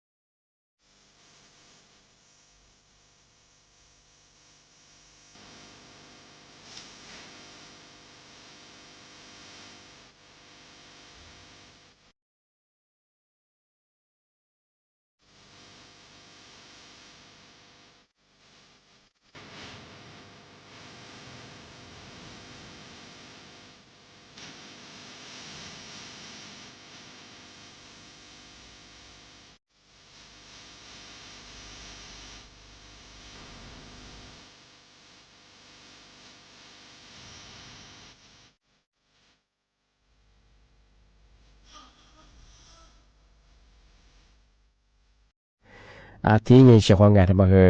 เป็นแค่ที่หมุนวันนั้นละปีมาเฮี้ยงไงที่ภาษาสคบไงเอารัฐบาลย่าที่บริษัทโทรศัพท์โอปโปทำมาได้ไงคนแต่ละเนี่ยคือชี้แจงก็ที่เรียกชื่อแจ้งไปสิไงเล็กเนี่ยว่าเอาโทรศัพท์มือถือมือหนึ่งวูแต่ละบอกว่าโทรศัพท์คนนี้ว่ายี่แอด กู้เงินยังมาเฮอาลิงดาหน้ามาไงทำมาเฮแต่ชี้แจงไปยังไงทีเดียไม่ได้รัฐบาลยาทีเดียแถลงข่าวยาสิงไงกันยังมาเฮเธอบริษัทโอโปไงร้านยังเฮยาทีเดียชี้แจงกันทีเดียตุยช่วยไปยังไงทีเดียขอโทษไงที่ยังเฮเจ้าของยังทีเดียทำให้ช่วยยังมันกรีจะไปสิงไงที่แบบมาเฮมาสั่งไงทุกอย่างบริษัทโอโปเป็นยังเฮโทรศัพท์มือถือกว่ายี่ทำมาพอดังมาเฮมาวูเห็นไปสิงไงที่ยังเฮกว่ามาวูแต่มาเฮมีแก้ไขยังไงกว่าติถอนน้ำไปสิงไงกว่ายี่ทำมางอที่บ้านยังชอบงานมาสาวโทรศัพท์มือถือชิพอบอกเฮงมาเฮแต่กับตัวยังชอบงานติดกับตัวบ้านกว่าบริษัทเขายังว่ายี่ก็มาเฮถ้าโทรศัพท์เฮติดตั้งได้สิงไงมาซึ่งไงติดกับตัวบ้านเฮพันยี่ตัวยังเฮทำมาฟุตบอลกู้ยังมาลาไปยังไงที่มาเฮตัวสิงไงติดกับตัวบ้านแบบน้องอาจารย์ยี่มันงานปฏิบัติบ้านข้อมูลแบงก์บัญชีเฮมาเฮเตะมาเฮตัวสิงไงบ้านเฮสกบเฮที่ตุยบ้านมันยังคือละเมิดไงว่าผิดกฎหมายมาคืออีข้อหาที่มาเดือดไปเสียงไงว่าแอดกู้เงินไงนอกระบบยังมาไงมาคือถึงมาปิดมาคือสุจิชาว่าชอบไงที่บ้านไม่ชอบไงมาคือที่ยังจะมองไปคว้าโนยี่แอดมาดัลโลยเฮงแต่กับเชงยังมุสาบ้าเฮยี่แอดมาคืองตุยเนี่ยบ้าเฮว่าสินค้าว่าชื่อไงกันยังวันดัลโลกันยังบ้าเฮงสินค้าว่ามันง่ายกว่ากู้เงินยังมันไงกู้เงินนอกระบบยังมาคือตัวสิงมาคือเนี่ยที่เนี่ยเรามาเล่าว่ายังไงปีความโน้ตสิจะมาดาวโหลยเฮแต่กับตัวเนี่ยแต่กับเช่นง่ายทำไมยี่ปองยี่ปองมันง่ายมาคือไงแต่กับตัวเนี่ยชอบง่ายที่บ้านของปัญญาชอบงานนี่แหละคือปีมาคือเทเลจงที่ปัญญาคืออาจจะที่มูลงานยี่มั่วขวายี่สามมั่วคือที่ขวามั่วแหละขวาชอบท่าวิทยุหันนาจะสูงที่ท่านไลฟ์สดที่สุดคือบ่มั่วเสียเขาว่าจะชีจมาฟูจะชีจะว่าคืออย่างว่าจริงน่าจะเป็นคือทำตัวเจ๊ที่นี่ก็ที่ว่าคือด้วยว่าชีคือจริงๆแล้วคือข้อความกุยเจชควางชอบว่านี่แหละคือทัศน์นี่แหละที่ของข้อความสวัสดีครับ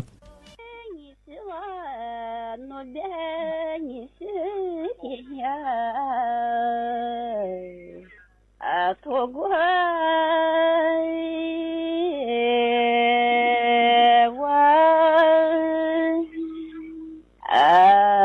ฟาสืที่กว่าว่า我谢谢你生，你我是我啥妻子过也多少来花。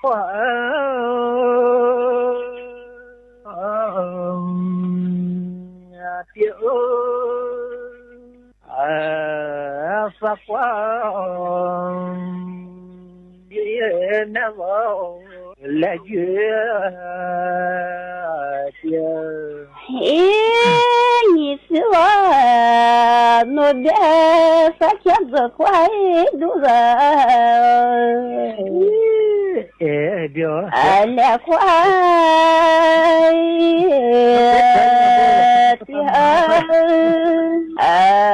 也怪多吧，那个的。谢谢你呢，你我和子花也就。你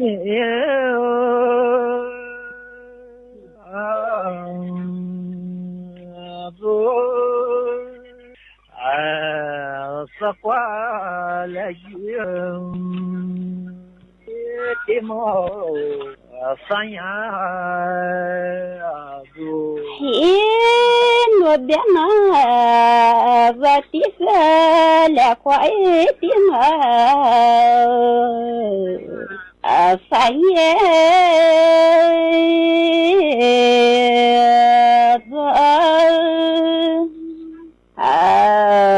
那个的嘛三爷谢谢你呢。俺你和3年去多，俺也在这。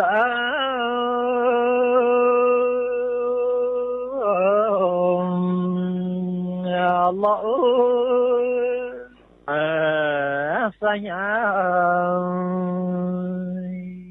也是苗多天老。嘿，你是我我的3年是多，别在。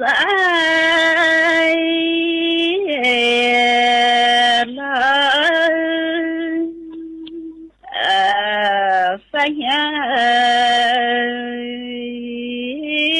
前面多天了，我姐姐你想，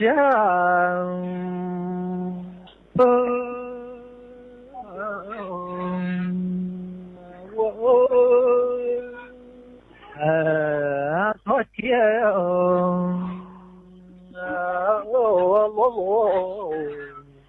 撒花嘿，你是我我的在么个不怪我多点路路哎呀怪我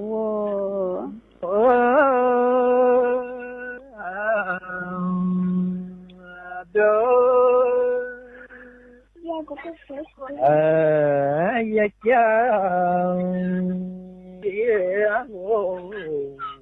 我们呀就我的那我听我的这个呀过马座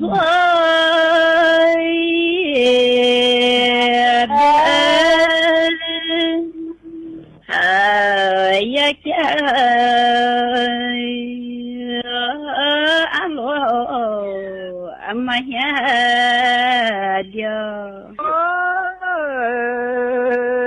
今年呢，我们你的自家也过，哈利啦，哈利，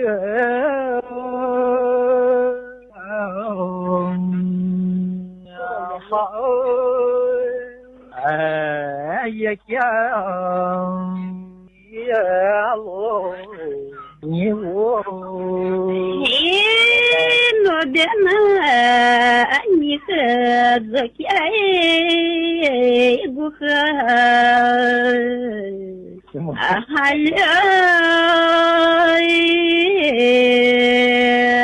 了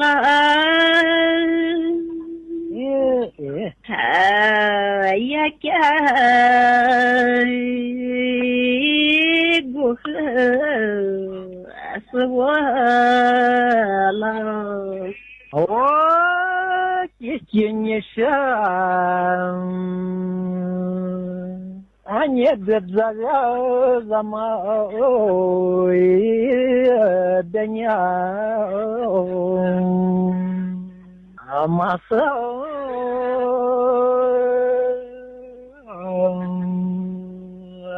跑，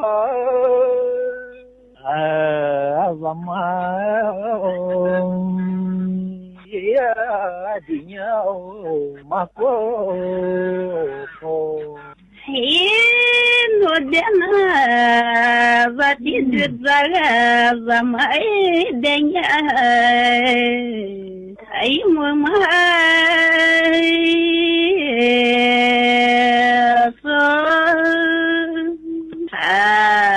怎么的呀？马过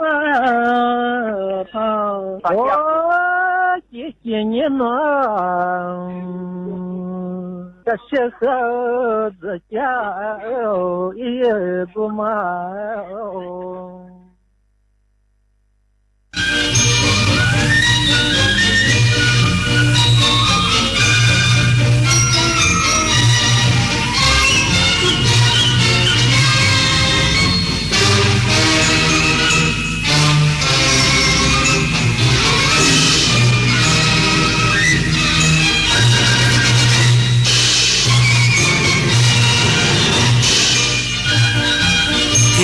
สถานีวิทยุกระจายเสียงแห่งประเทศไทย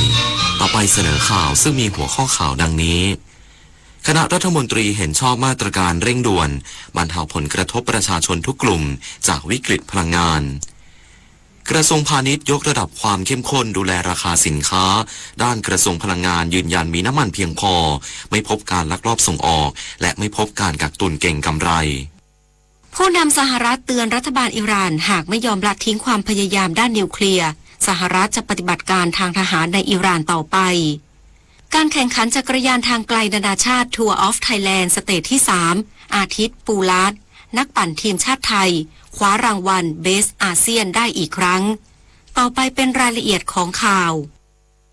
คณะรัฐมนตรีเห็นชอบมาตรการเร่งด่วนบรรเทาผลกระทบประชาชนทุกกลุ่มจากวิกฤตพลังงานและให้กระทรวงการคลังพิจารณาปรับลดอัตราภาษีสรรพสามิต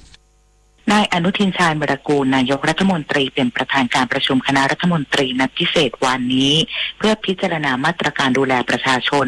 ลดผลกระทบจากวิกฤตการณ์ในตะวันออกกลางโดยเฉพาะด้านพลังงานนายเอกนิติธรรมประภาสรองนายกรัฐมนตรีและรัฐมนตรีว่าการกระทรวงการคลังกล่าวว่านายกรัฐมนตรีมอบหมายให้รัฐมนตรีและปลัดกระทรวงที่เกี่ยวข้องเตรียมมาตรการดูแลประชาชนให้ได้รับผลกระทบน้อยที่สุดรวมทั้งให้หน่วยงานต่างๆภายใต้ข้อจำกัดใช้กลไกต่างๆในด้านกฎหมายเท่าที่ทำได้ในส่วนของกระทรวงการคลังคณะรัฐมนตรีได้เห็นชอบให้พิจารณาปรับลดอัตราภาษีสรรพสามิตเพื่อนำมาช่วยลดราคาน้ำมันตามความเหมาะสมโดยอยู่ระหว่างหารือกับคณะกรรมการกฤษฎีกาและจะขออนุญาตสำนักงานคณะกรรมการการเลือกตั้งต่อไปซึ่งคาดว่าหากลดอัตราภาษีสรรพสามิตได้ก็จะช่วยให้ราคาน้ำมันลดลงได้ตามกลไกกองทุนน้ำมันเนี่ยช่วยไปเต็มที่วันนี้จากดีเซลเนี่ยเข้าไปช่วย19 บาทนะครับไม่งั้นน้ำมันเนี่ยที่เห็นเนี่ยจะทะลุมากกว่านี้เยอะวันนี้ครม.ก็ให้หลักการว่าให้พิจารณาเอาภาษีสรรพสามิตมาช่วยเพิ่มแต่ถ้าขาลงต้องลดราคาให้กับประชาชนด้วยเป็นหลักการที่คณะรัฐมนตรีได้มีการคุยกันด้านนายลวรนแสงสนิทปลัดกระทรวงการคลังเปิดเผยว่าคณะรัฐมนตรีเห็นชอบ7มาตรการช่วยเหลือประชาชนได้แก่มอบหมายให้กระทรวงการคลังพิจารณาการปรับลดอัตราภาษีสรรพสามิตตามความเหมาะสมมาตรการดูแลกลุ่มคนเปราะบางผ่านบัตรสวัสดิการแห่งรัฐซึ่งเดิมมีวงเงิน300 บาทต่อเดือนจะเพิ่มวงเงินให้อีก100 บาทเป็น400 บาทในระยะเวลา1 เดือนมาตรการช่วยเหลือระบบขนส่งครอบคลุมทั้งกลุ่มรถบรรทุกกลุ่มรถโดยสารและมอเตอร์ไซค์รับจ้างมาตรการเพื่อภาคเกษตรกรลดต้นทุนปุ๋ยผ่านโครงการธงเขียวและส่งเสริมการใช้ปุ๋ยอินทรีย์เพื่อลดการนำเข้ามาตรการเยียวยาเกษตรกรกลุ่มประมงโดยใช้น้ำมัน B20 ซึ่งมีต้นทุนที่ต่ำกว่าน้ำมันปกติรวมถึงมาตรการช่วยเหลือผู้รับเหมาภาครัฐโดยขยายเวลาตรวจรับงานให้สอดคล้องกับความล่าช้าจริงพิจารณาเป็นรายกรณีและเร่งชดเชยเงินค่างานก่อสร้างหรือค่าเคและมาตรการอัดฉีดซอฟต์โลน 10,000 ล้านบาทโดยธนาคารออมสินเตรียมปล่อยสินเชื่อดอกเบี้ยต่ำเพื่อเสริมสภาพคล่องให้ SME และผู้ประกอบการในห่วงโซ่อุปทานที่ได้รับผลกระทบการดูแลกลุ่มเปราะบางนะครับซึ่งการดูแลจะใช้กลไกของบัตรสวัสดิการแห่งรัฐวันนี้ได้รับความเห็นชอบนะครับว่าเราจะเติมเงินซึ่งปกติในการใช้จ่ายเพื่อสินค้าอุปโภคบริโภคเนี่ยจะมีวงเงิน300 บาทต่อเดือนต่อคนนะครับวันนี้ในช่วงนี้เราจะเพิ่มให้อีก100 บาทนะครับเป็น400 บาทต่อคนต่อเดือนนะครับแล้วก็จะระหว่างที่เป็นรัฐบาลรักษาการเนี่ยเราจะใช้แค่1 เดือนก่อนนายชยทันพรหมสอนปลัดกระทรวงคมนาคมกล่าวว่าในส่วนกระทรวงคมนาคมจะช่วยเหลือสนับสนุนแบบพุ่งเป้าให้แก่กลุ่มรถโดยสารสาธารณะรถจักรยานยนต์รับจ้างและกลุ่มรถบรรทุกโดยต้องตรวจสอบการใช้งานจริงเพื่อสนับสนุนเงินช่วยเหลือไม่ให้กระทบค่าโดยสารผลิตนาถขวัญแสนสุขรายงานกระทรวงพาณิชย์ยกระดับความเข้มข้นดูแลราคาสินค้า เพิ่มสินค้าและบริการควบคุมอีก 7 รายการเพื่อสร้างความเป็นธรรมด้านราคาแก่ประชาชน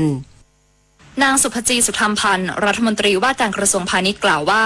ที่ประชุมคณะรัฐมนตรีนัดพิเศษมีมติให้เพิ่มสินค้าควบคุมอีก7รายการรวมเป็น66รายการจากเดิม59รายการซึ่งสินค้าใหม่ที่ถูกเพิ่มเข้ามาเป็นกลุ่มที่เชื่อมโยงกับห่วงโซ่อุปทานได้แก่เม็ดพลาสติกน้ำดื่มบรรจุขวดน้ำปลาซีอิ๊วมะพร้าวผลอ่อนปลากระพงขาวและกากถั่วเหลืองรวมถึงยกระดับสินค้าควบคุมที่ต้องขออนุญาตเปลี่ยนแปลงราคา8รายการเพิ่มเติมอาทิกระดาษชำระแชมพูผงซักฟอกผ้าอนามัยสบู่เหลวเนื้อสุกรขณะที่น้ำตาลทรายน้ำมันปาล์มขวดต้องขออนุญาตปรับราคาก่อนจำหน่ายนอกจากนี้กระทรวงพาณิชย์จะจัดโครงการไทยช่วยไทยนำสินค้าที่ใช้ในชีวิตประจำวันมาจำหน่ายในราคาพิเศษกระจาย77จังหวัดทั่วประเทศทั้งนี้ยอมรับว่าไม่สามารถควบคุมสินค้าได้ทั้งหมดแต่ได้เลือกดูเฉพาะสินค้าที่มีความจำเป็นและส่งผลกระทบต่อชีวิตประจำวันของประชาชนเป็นหลักส่วนสินค้าที่อยู่นอกเหนือการควบคุมหากพบความไม่เหมาะสมด้านราคาหน่วยงานที่เกี่ยวข้องพร้อมเข้าไปตรวจสอบตอนนี้เราก็มีการประชุมแล้วก็จะปรับขึ้นมามีส่วนอื่นเข้ามาด้วยรวมถึงน้ำมันปาล์มด้วยเช่นกันนะคะนี่ก็ได้ผ่านการประชุมของคณะกรรมการกกร.ไปเมื่อวานนี้แล้วก็มีรายการอื่นอีกเช่นกันส่วนในเรื่องของรายการที่ต้องขอการเปลี่ยนแปลงราคาต้องแจ้งเราก่อนเราก็มีขยับขึ้นมานะคะที่มีความจำเป็นอย่างยกตัวอย่างเช่นน้ำตาลทรายค่ะก็คือพยายามดูในเรื่องของสินค้าอุปโภคบริโภคนายสมชายพรรัตนเจริญที่ปรึกษากิตติมศักดิ์สมาคมค้าส่งค้าปลีกไทยกล่าวว่ากลุ่มสินค้าที่คาดว่าจะได้รับผลกระทบอย่างหนักได้แก่เครื่องดื่มแอลกอฮอล์ประเภทเหล้าและเบียร์น้ำดื่มเครื่องชูกำลังรวมถึงเครื่องปรุงรสจำพวกน้ำปลาซีอิ๊วและซอสปรุงอาหารเนื่องจากสินค้าเหล่านี้มีน้ำหนักบรรทุกสูงแต่จำนวนหน่วยต่อเที่ยวขนส่งมีจำกัดทำให้ต้นทุนขนส่งต่อหน่วยพุ่งสูงขึ้นอย่างเห็นได้ชัดแต่ขณะนี้ยังไม่มีผู้ผลิตรายใดแจ้งจะขอปรับราคาด้านนายวิทยากรมณีเนตรอธิบดีกรมการค้าภายในเปิดเผยว่าสำหรับสินค้าภาคเกษตรกระทรวงพาณิชย์ได้หารือร่วมกับกระทรวงเกษตรและสหกรณ์เพื่อบริหารจัดการต้นทุนโดยเฉพาะปุ๋ยซึ่งปัจจุบันมีสต็อกปุ๋ยเพียงพอถึงเดือนเมษายนกรมการค้าภายในจึงได้ขยายโครงการธงเขียวราคาประหยัดเป็นโครงการธงเขียว plus เพื่อสนับสนุนส่วนลดต้นทุนปุ๋ยเคมีรวมถึงส่งเสริมการใช้ปุ๋ยทางเลือกและปุ๋ยอินทรีย์หรือการปรับลดสัดส่วนในการใช้ปุ๋ยยูเรียให้น้อยลงตอนนี้ที่อยู่ในประเทศแล้วเนี่ยนะครับที่มีสต็อกก็คืออยู่ถึงประมาณเดือนเมษายนนะครับสิ้นเดือนเมษายนการที่เราจะร่วมมือกับทางกระทรวงเกษตรหารือกันกับทางภาคส่วนที่เกี่ยวข้องโดยเฉพาะกลุ่มเกษตรกรที่สำคัญ3กลุ่มเราจะนำเสนอในเรื่องของปุ๋ยทางเลือกนะครับซึ่งเป็นปุ๋ยสูตรสำเร็จนะครับแล้วเป็นการปรับลดนะครับจำนวนยูเรียในแต่ละสูตรลงไปด้วยนอกจากนี้กรมการค้าภายในจะร่วมกับ3สมาคมปุ๋ยได้แก่สมาคมการค้าปุ๋ยและธุรกิจการเกษตรไทยสมาคมคนไทยธุรกิจเกษตรและสมาคมการค้าผู้ผลิตปุ๋ยไทยเดินหน้าช่วยเหลือเกษตรกรต่อไปปุริมปัสโสภาภาครายงานกรมธุรกิจพลังงานตรวจสอบการนำเข้าและการผลิตน้ำมันตั้งแต่ต้นทางถึงปลายทางยืนยันมีน้ำมันเพียงพอไม่พบการลักลอบส่งออกและไม่พบการกักตุนเก็งกำไรนายสราวุธแก้วตาทิพย์อธิบดีกรมธุรกิจพลังงานเปิดเผยถึงสถานการณ์น้ำมันของไทยว่าการนำเข้าน้ำมันดิบยังดำเนินไปตามปกติโดย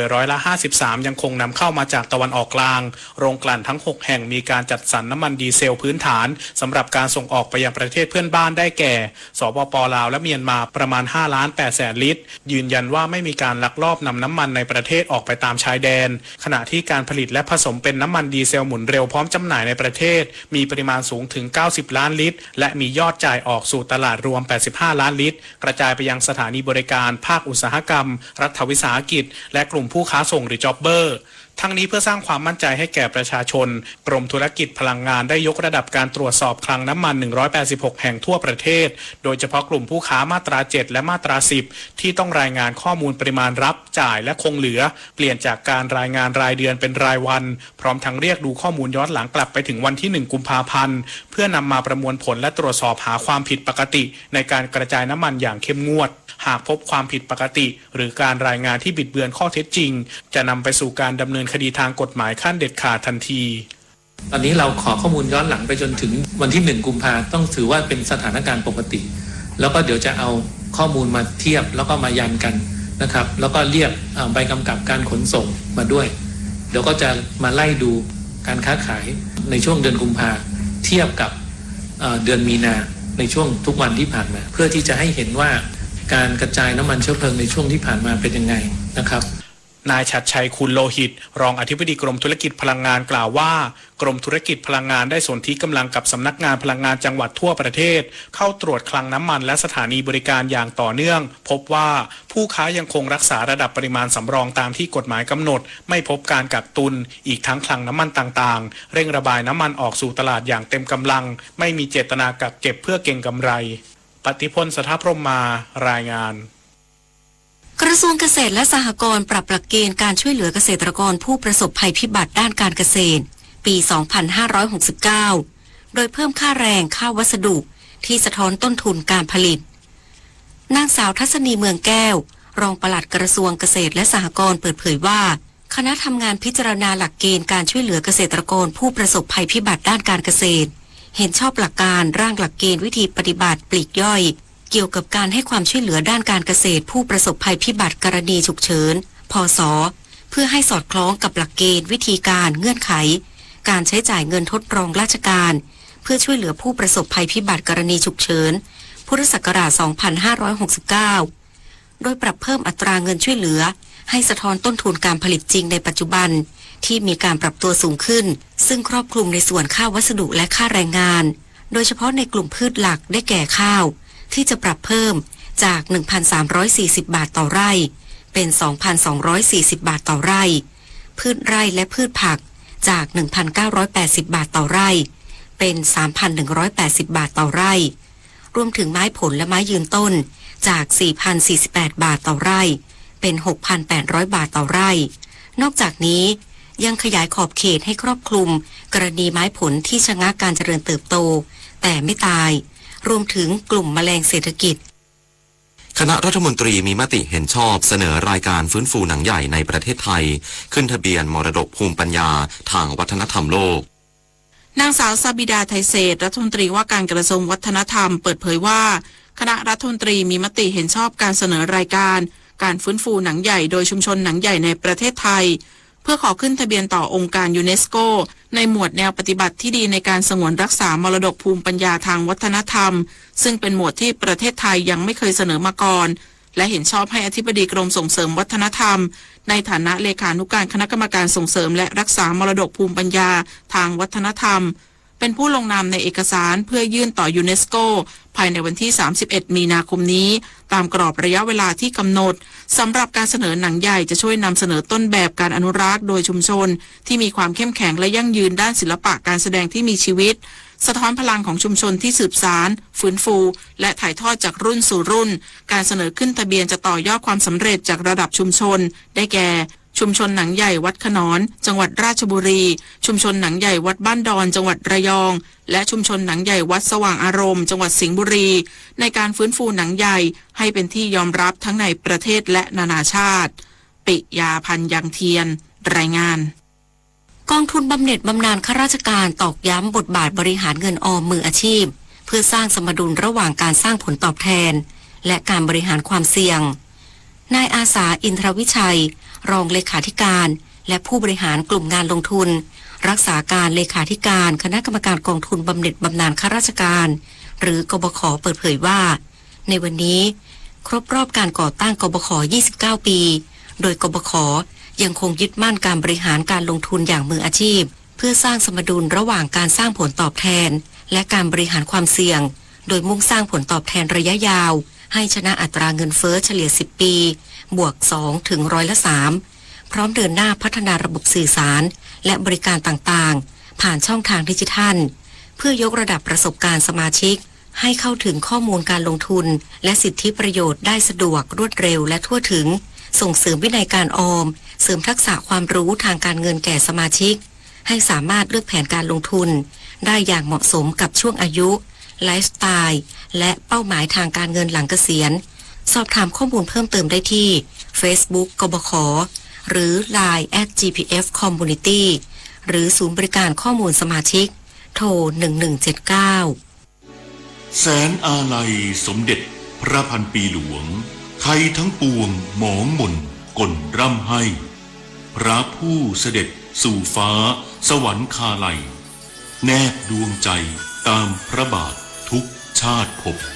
ปวงประชาน้อมสำนึกในพระมหากรุณาธิคุณเป็นล้นพ้นอันหาที่สุดมิได้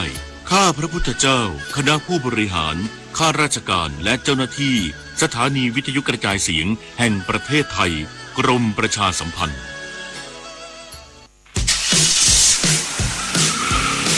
เพื่อนจะรีบไปไหนสตาร์ทรถทิ้งไว้ก่อนเดี๋ยวขึ้นไปเอาของบนออฟฟิศแป๊บนึงหยุดเลยสตาร์ทรถทิ้งไว้เปลืองน้ำมันนะแค่ไม่กี่นาทีเองพลังงานไม่หมดโลกมั้งคำว่าแค่แป๊บเดียวของทุกคนรวมกันหมายถึงพลังงานมหาศาลที่ถูกทิ้งไปเปล่าๆเลยนะจริงด้วยนึกว่าเรื่องเล็กแต่มันเรื่องใหญ่กว่าที่คิดอีกนะเนี่ยร่วมกันประหยัดพลังงานเพื่อประเทศชาติและโลกของเรา 7:15 นาทีต่อไปรับฟังข่าวต่างประเทศครับประธานาธิบดีโดนัลด์ทรัมป์ผู้นำสหรัฐเปิดเผยระหว่างการประชุมคณะรัฐมนตรีที่ทำเนียบขาวของสหรัฐเมื่อวันพฤหัสบดีที่ผ่านมาที่ระบุว่าในเวลานี้เป็นโอกาสที่อิหร่านจะละทิ้งความทะเยอทะยานด้านนิวเคลียร์อย่างเป็นถาวรแต่หากอิหร่านไม่ต้องการทำเช่นนั้นสหรัฐจะดำเนินปฏิบัติการทางทหารในอิหร่านต่อไปอย่างไม่หยุดยั้งถ้อยแถลงดังกล่าวมีขึ้นเพียงไม่นานหลังจากที่ประธานาธิบดีทรัมป์เปิดเผยผ่านแพลตฟอร์มโซเชียลมีเดีย Truth Social โดยเตือนให้อิหร่านเข้าร่วมการเจรจาเพื่อยุติสงครามในภูมิภาคตะวันออกกลางก่อนที่จะสายเกินไปขณะที่สำนักข่าวรอยเตอร์รายงานโดยอ้างการเปิดเผยของเจ้าหน้าที่ระดับสูงของอิหร่านที่ระบุว่าอิหร่านได้รับข้อเสนอของสหรัฐเกี่ยวกับการยุติการสู้รบในตะวันออกกลางผ่านปากีสถานซึ่งทำหน้าที่คนกลางอย่างไรก็ตามเมื่อคณะเจ้าหน้าที่ระดับสูงของอิหร่านพิจารณาข้อเสนอดังกล่าวแล้วพบว่ามีเนื้อหาที่เข้าข้างสหรัฐแต่เพียงฝ่ายเดียวและไม่ยุติธรรมนายอิสราเอลแคนรัฐมนตรีกลาโหมอิสราเอลเปิดเผยเมื่อวานนี้ที่อ้างว่าปฏิบัติการโจมตีทางอากาศของกองทัพอิสราเอลเมื่อคืนวันพุธที่ผ่านมาสามารถสังหารพลเรือตรีอาลีเรซาทางซิรีผู้บัญชาการกองทัพเรือแห่งกองกำลังพิทักษ์การปฏิวัติอิหร่านพร้อมด้วยเจ้าหน้าที่ระดับสูงของกองบัญชาการกองทัพเรืออิหร่านอีกหลายนายรัฐมนตรีกลาโหมอิสราเอลยังกล่าวเพิ่มเติมว่าพลเรือตรีทางซิรีเป็นผู้รับผิดชอบโดยตรงต่อปฏิบัติการวางทุ่นระเบิดและปิดกั้นช่องแคบฮอร์มุซเส้นทางขนส่งพลังงานที่สำคัญของโลกด้านนายกรัฐมนตรีเบนจามินเนทันยาฮูของอิสราเอลเน้นย้ำว่าปฏิบัติการสังหารพลเรือตรีทางซิรีเป็นอีกหนึ่งตัวอย่างของความร่วมมือระหว่างอิสราเอลและสหรัฐเพื่อเป้าหมายการบรรลุวัตถุประสงค์ของสงครามครั้งนี้รัฐบาลมาเลเซียประกาศชุดมาตรการบริหารจัดการเชื้อเพลิงเมื่อวานนี้เพื่อให้แน่ใจว่ามาเลเซียจะมีปริมาณเชื้อเพลิงเพียงพอท่ามกลางสถานการณ์ราคาน้ำมันโลกที่พุ่งสูงขึ้นและความไม่แน่นอนของอุปทานพลังงานจากสถานการณ์ความขัดแย้งในภูมิภาคตะวันออกกลางนายกรัฐมนตรีอันวาอิบราฮิมของมาเลเซียระบุว่ามาตรการชุดนี้จะมุ่งเน้นไปที่3ประเด็นสำคัญได้แก่การปรับปรุงโครงการอุดหนุนน้ำมันการจำกัดปริมาณการซื้อเชื้อเพลิงและการบังคับใช้กฎหมายที่เข้มงวดยิ่งขึ้นเพื่อปราบปรามการลักลอบขนน้ำมันพร้อมกันนี้ยังเน้นย้ำว่ามาตรการเหล่านี้มีความจำเป็นเพื่อให้แน่ใจว่าปริมาณเชื้อเพลิงยังคงเพียงพอและการอุดหนุนจะเป็นประโยชน์ต่อกลุ่มเป้าหมายขณะเดียวกันป้องกันการใช้ระบบอุดหนุนไปในทางที่ผิดกระทรวงเกษตรและสิ่งแวดล้อมของลาวรายงานเมื่อวานนี้ว่ามลพิษทางอากาศทั่วประเทศลาวอยู่ในระดับที่ไม่ดีต่อสุขภาพโดยหลายพื้นที่อาทิแขวงจำปาสักแขวงหลวงพระบางแขวงสารวันและแขวงอัตตปือมีค่าฝุ่น PM 2.5 เกินกว่า100ไมโครกรัมต่อลูกบาศก์เมตรซึ่งสูงกว่าเกณฑ์ความปลอดภัยที่50ไมโครกรัมต่อลูกบาศก์เมตรถึง2เท่าทั้งนี้กระทรวงเกษตรและสิ่งแวดล้อมของลาวออกมาตรการรับมือไฟป่าที่จะเกิดขึ้นช่วงเดือนมกราคมถึงเดือนเมษายนของทุกปี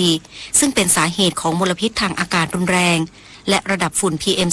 2.5 ที่เพิ่มสูงขึ้นในลาวจนเกิดความเสี่ยงต่อสุขภาพของประชาชนโดยมาตรการดังกล่าวกำหนดให้มีการควบคุมการเผาที่เข้มงวดขึ้นการตรวจจับไฟป่าที่รวดเร็วขึ้นและการประสานงานระหว่างหน่วยงานส่วนกลางกับหน่วยงานท้องถิ่นที่เข้มแข็งขึ้นนอกจากนี้ยังกระชับให้หน่วยงานที่เกี่ยวข้องขยายระบบตรวจจับจุดความร้อนไฟป่าจัดทำรายงานผลกระทบจากไฟป่าอย่างสม่ำเสมอและพัฒนาแผนที่จุดเสี่ยงไฟป่าต่อไปรับฟังข่าวกีฬาค่ะ การแข่งขันจักรยานทางไกลนานาชาติ Tour of Thailand 2026 สเตจที่ 3 ใช้เส้นทางในจังหวัดหนองคายและจังหวัดอุดรธานีรวมระยะทาง 1,113.70 กิโลเมตรนายสรัญศักดิ์ศรีเครือเนตรผู้ว่าราชการจังหวัดหนองคายเป็นประธานในพิธีเปิดพร้อมด้วยพลเอกเดชาเหมกระศรี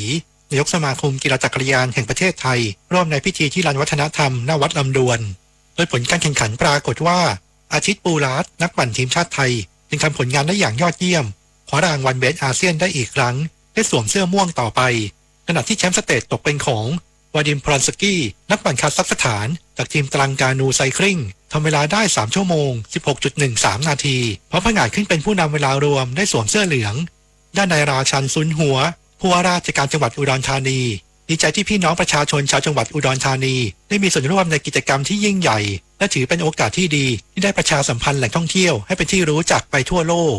ศึกเทควันโด GS Bank เทควันโดชิงชนะเลิศแห่งประเทศไทยที่อาคารนนทบุรียิมเนเซียมผู้ใหญ่รุ่นอายุ18 ปีขึ้นไปหญิงน้ำหนัก73 กิโลกรัมขึ้นไปชวิสาพลบุตรจากทีม PSK เทควันโดยิมโชว์ฟอร์มได้เหนือชั้นเอาชนะชิตารีติดมาจากทีม WCR เทควันโด 2-0 ยกคว้าเหรียญทองไปครองได้สำเร็จส่วนรุ่นอายุ18 ปีขึ้นไปชายน้ำหนัก87 กิโลกรัมขึ้นไปพิทักษ์ชนศรีสงครามเจ้าของเหรียญทองกีฬาแห่งชาติจากทีมไทเกอร์ไทยเชชิวเอาชนะคู่ปรับเก่าสิริรัตน์วิทย์จุ่มเงินจากทีมจรัญเทควันโดไทยแลนด์ 2-0 ยกและธนิตรักตาบุตรเลขาธิการสมาคมกีฬาเทควันโดเปิดเผยว่ากระแสนิยมของกีฬาเทควันโดพุ่งสูงขึ้นอย่างต่อเนื่องจนสมาคมต้องขยายวันแข่งขันเพื่อรองรับจำนวนนักกีฬารายการนี้ถือเป็นเวทีสำคัญในการเฟ้นหาดาวรุ่งหน้าใหม่ในรุ่นยุวชนเยาวชนและประชาชนเพื่อก้าวขึ้นไปติดทีมชาติไทยในอนาคตด้านความพร้อมในการส่งนักกีฬาไทยไปลุยศึกต่างแดนทั้งรายการตุรกีโอเพ่นปลายเดือนนี้และเยาวชนชิงแชมป์โลกที่อุซเบกิสถานในช่วงกลางเดือนเมษายนสถานการณ์ความไม่สงบในตะวันออกกลางจะไม่ส่งผลกระทบต่อการแข่งขันซึ่งทางเจ้าภาพทั้ง2รายการยืนยันความปลอดภัยและการันตีว่านักกีฬาจากทั่วโลกจะเดินทางไปร่วมชิงชัยตามกำหนดการเดิมสมาคมกีฬาฟุตบอลแห่งประเทศไทยประกาศรายชื่อ26นักฟุตบอลหญิงทีมชาติไทยเตรียมทำการแข่งขันฟุตบอลหญิงรายการ FIFA Series 2026 ที่ประเทศไทยเป็นเจ้าภาพระหว่างวันที่ 9-15 เมษายนที่ราชบุรีสเตเดียมจังหวัดราชบุรีภายใต้การคุมทัพของเนติพงศ์ศรีทองอินหัวหน้าผู้ฝึกสอนทีมชุดนี้สำหรับนักเตะชุดนี้นำโดยพรพิรุณพิลาวันพิสมัยสอนใสธนีการแดงดาจนิสตาจินันทุยาสวรักษ์เพ็งงามและนาตาลีหงอสุวรรณเป็นต้นรายการนี้มี4ชาติเข้าร่วมแข่งขันได้แก่ไทยเนปาลนิวแคลิโดเนียและDRคองโกโปรแกรมแข่งขันวันที่12 เมษายนไทยพบกับนิวแคลิโดเนียเวลา 20:30 นาทีพิจิตรกาญจนกุลรายงานต่อไปรับฟังพยากรณ์อากาศค่ะพยากรณ์อากาศ 24 ชั่วโมงข้างหน้าประเทศไทยมีอากาศร้อนโดยทั่วไปกับมีฟ้าหลัวในตอนกลางวันและมีอากาศร้อนจัดบางพื้นที่ในภาคเหนือภาคตะวันออกเฉียงเหนือและภาคกลางโดยมีฝนฟ้าคะนองกับมีลมกระโชกแรงบางแห่งเนื่องจากความกดอากาศต่ำเนื่องจากความร้อนปกคลุมประเทศไทยตอนบนในขณะที่มีลมใต้และลมตะวันออกเฉียงใต้กำลังอ่อนพัดปกคลุมในบริเวณดังกล่าวขอให้ประชาชนบริเวณประเทศไทยดูแลรักษาสุขภาพเนื่องจากสภาพอากาศที่ร้อนถึงร้อนจัดโดยหลีกเลี่ยงการทำงานหรือการประกอบกิจกรรมในที่โล่งแจ้งเป็นระยะเวลานานรวมทั้งระวังอันตรายจากฝนฟ้าคะนองและลมกระโชกแรงที่อาจเกิดขึ้นในบางพื้นที่ไว้ด้วยฝุ่นละอองในระยะนี้ภาคเหนือภาคตะวันออกเฉียงเหนือและภาคกลางตอนบนมีการสะสมของฝุ่นละอองหรือหมอกควันอยู่ในเกณฑ์ปานกลางถึงค่อนข้างมากเนื่องจากมีการระบายอากาศอยู่ในเกณฑ์น้อยถึงปานกลางพยากรณ์อากาศตั้งแต่เช้าวันนี้จนถึงเช้าวันพรุ่งนี้ภาคเหนืออากาศร้อนโดยทั่วไปกับมีฟ้าหลัวในตอนกลางวันและมีอากาศร้อนจัดบางพื้นที่อุณหภูมิสูงสุด 36-41 องศาเซลเซียสภาคตะวันออกเฉียงเหนืออากาศร้อนโดยทั่วไปกับมีฟ้าหลัวในตอนกลางวันและมีอากาศร้อนจัดบางพื้นที่โดยมีฝนฟ้าคะนองกับมีลมกระโชกแรงบางแห่งส่วนมากบริเวณจังหวัดบึงกาฬชัยภูมิและนครราชสีมาอุณหภูมิสูงสุด 37-40 องศาเซลเซียสภาคกลางอากาศร้อนโดยทั่วไปกับมีฟ้าหลัวในตอนกลางวันและมีอากาศร้อนจัดบางพื้นที่อุณหภูมิสูงสุด 37-40 องศาเซลเซียสภาคตะวันออกอากาศร้อนกับมีฟ้าหลัวในตอนกลางวันโดยมีฝนฟ้าคะนองกับมีลมกระโชกแรงบางแห่งส่วนมากบริเวณจังหวัดนครนายกจันทบุรีและตราด อุณหภูมิสูงสุด 33-38 องศาเซลเซียสลมตะวันออกเฉียงใต้ความเร็ว 15-30 กิโลเมตรต่อชั่วโมงทะเลมีคลื่นสูงประมาณ 1 เมตรบริเวณที่มีฝนฟ้าคะนองคลื่นสูงมากกว่า 1 เมตรภาคใต้ฝั่งตะวันออกอากาศร้อนในตอนกลางวันโดยมีฝนเล็กน้อยบางแห่งส่วนมากบริเวณจังหวัดสงขลาและยะลาอุณหภูมิสูงสุด 33-38 องศาเซลเซียสลมตะวันออกความเร็ว 15-30 กิโลเมตรต่อชั่วโมงทะเลมีคลื่นสูงประมาณ 1 เมตรภาคใต้ฝั่งตะวันตกอากาศร้อนในตอนกลางวันอุณหภูมิสูงสุด 34-38 องศาเซลเซียสลมตะวันออกความเร็ว 15-30 กิโลเมตรต่อชั่วโมงทะเลมีคลื่นสูงประมาณ 1 เมตรกรุงเทพมหานครและปริมณฑลอากาศร้อนโดยทั่วไปกับมีฟ้าหลัวในตอนกลางวันอุณหภูมิสูงสุด 35-39 องศาเซลเซียสสภาวะระดับน้ำในแม่น้ำเจ้าพระยาที่หน้ากองบัญชาการกองทัพเรือคำนวณโดยกรมอุทกศาสตร์กองทัพเรือวันนี้น้ำขึ้นเต็มที่เวลา 8:01 นาทีสูงกว่าระดับทะเลปานกลาง1 เมตร 20 เซนติเมตรน้ำลงเต็มที่เวลา 19:34 นาทีสูงกว่าระดับทะเลปานกลาง46 เซนติเมตรวันนี้ที่ประภาคารกาญจนาภิเษกแหลมพรหมเทพจังหวัดภูเก็ตดวงอาทิตย์ตกเวลา 18:37 นาทีกรุงเทพมหานครดวงอาทิตย์ตกเวลา 18:29 นาที1 นาทีกับกปท.ปัญหาที่ผู้ขับขี่อาจพบหลังจากเปลี่ยนล้อรถคือล้อหลุดขณะรถกำลังวิ่งซึ่งอาจมีสาเหตุจากการใช้บล็อกลมในการขันน็อตล้อรถทำให้ล้อเอียงขณะใส่น็อตปีนเกลียวหรือขันน็อตไม่แน่นและการเลือกขนาดล้อแม็กซ์ไม่เหมาะกับขนาดของยางรถหากเกิดปัญหาล้อหลุดควรแก้ปัญหาเฉพาะหน้าด้วยการถอดน็อตจากล้ออื่นๆล้อละตัวมาใส่แทนที่จากนั้นขับช้าๆเข้าศูนย์บริการเพื่อเปลี่ยนล้อและควรเลือกใช้ศูนย์บริการที่ได้มาตรฐานเลือกขนาดล้อแม็กซ์ที่เหมาะสมกับขนาดยางรถรวมถึงใช้ล้อแม็กซ์ที่ได้รับการรับรองมาตรฐานผลิตภัณฑ์อุตสาหกรรมด้วยค่ะด้วยความปรารถนาดีจากกรมประชาสัมพันธ์และกองทุนเพื่อความปลอดภัยในการใช้รถใช้ถนนกรมการขนส่งทางบกกระทรวงคมนาคมรู้รักภาษาไทยโดยความร่วมมือของสำนักงานราชบัณฑิตยสภาและกรมประชาสัมพันธ์วันนี้เสนอคำว่าพลคำว่าพลมาจากคำภาษาบาลีและสันสกฤตว่าพละแปลว่าแรงกำลังพลหมายถึงกำลังของกองทัพกำลังของทหารคำว่าพลใช้เป็นคำแสดงยศนายทหารระดับสูงสุดคือจอมพลและระดับรองลงไปตามลำดับคือพลเอกพลโทพลตรีและใช้หมายถึงทหารที่ทำหน้าที่หนึ่งในกองทัพด้วยเช่นพลปืนพลร่มพลเสบียงพลลาดตระเวนคำว่าพลเมื่อผสมกับคำว่าเมืองเป็นพลเมืองใช้หมายถึงผู้ที่เป็นกำลังของบ้านเมืองเมื่อผสมกับคำว่าโลกเป็นพลโลกหมายถึงผู้ที่เป็นกำลังของโลก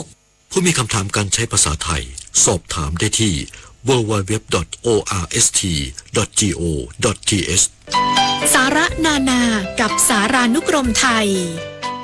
วันนี้เสนอตอนประเพณี12เดือนเริ่มต้นเดือน5ในสมัยโบราณมีการนับเดือนทางจันทรคติคือนับตามการปรากฏของดวงจันทร์ในแต่ละเดือนนับเดือนธันวาคมเป็นเดือนที่1หรือเดือนอ้ายต่อไปเป็นเดือนยี่หรือเดือน2เดือน3ประเพณี12เดือนของไทยเริ่มต้นตั้งแต่เดือนเมษายนหรือเดือน5ของไทยมีประเพณีสงกรานต์ที่เป็นประเพณีวันขึ้นปีใหม่ของไทยซึ่งกิจกรรมที่คนทั่วไปชื่นชอบคือการเล่นสาดน้ำกันเพื่อความสนุกสนานและผ่อนคลายความร้อนจากอากาศที่ร้อนอบอ้าว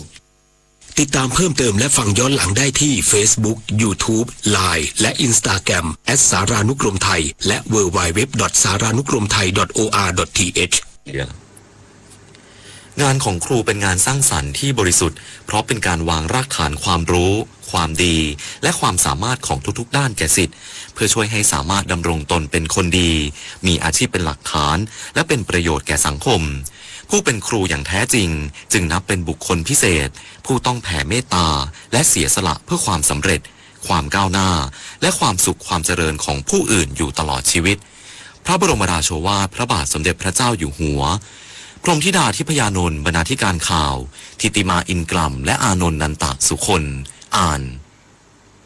ถ้าคุณอยากเปลี่ยนความคิดเป็นทรัพย์สินเราพร้อมส่งเสริมการสร้างสรรค์ทรัพย์สินทางปัญญาถ้าคุณต้องการคุ้มครองเรามีระบบจดทะเบียนให้บริการด้วยเทคโนโลยีทันสมัยถ้าคุณอยากใช้ประโยชน์เชิงพาณิชย์เราพร้อมหาตลาดและคู่ค้าทางธุรกิจถ้าคุณกังวลสินค้าถูกละเมิดเราพร้อมแนะนำเฝ้าระวังปกป้องสิทธิและถ้าคุณมีสินค้าที่มีอัตลักษณ์เชื่อมโยงกับพื้นที่ผลิตเราพร้อมส่งเสริมขึ้นทะเบียนเป็นสินค้า GI เราพร้อมสนับสนุนให้ธุรกิจของคุณเติบโตอย่างมั่นคงด้วยทรัพย์สินทางปัญญากรมทรัพย์สินทางปัญญากระทรวงพาณิชย์สายด่วน1368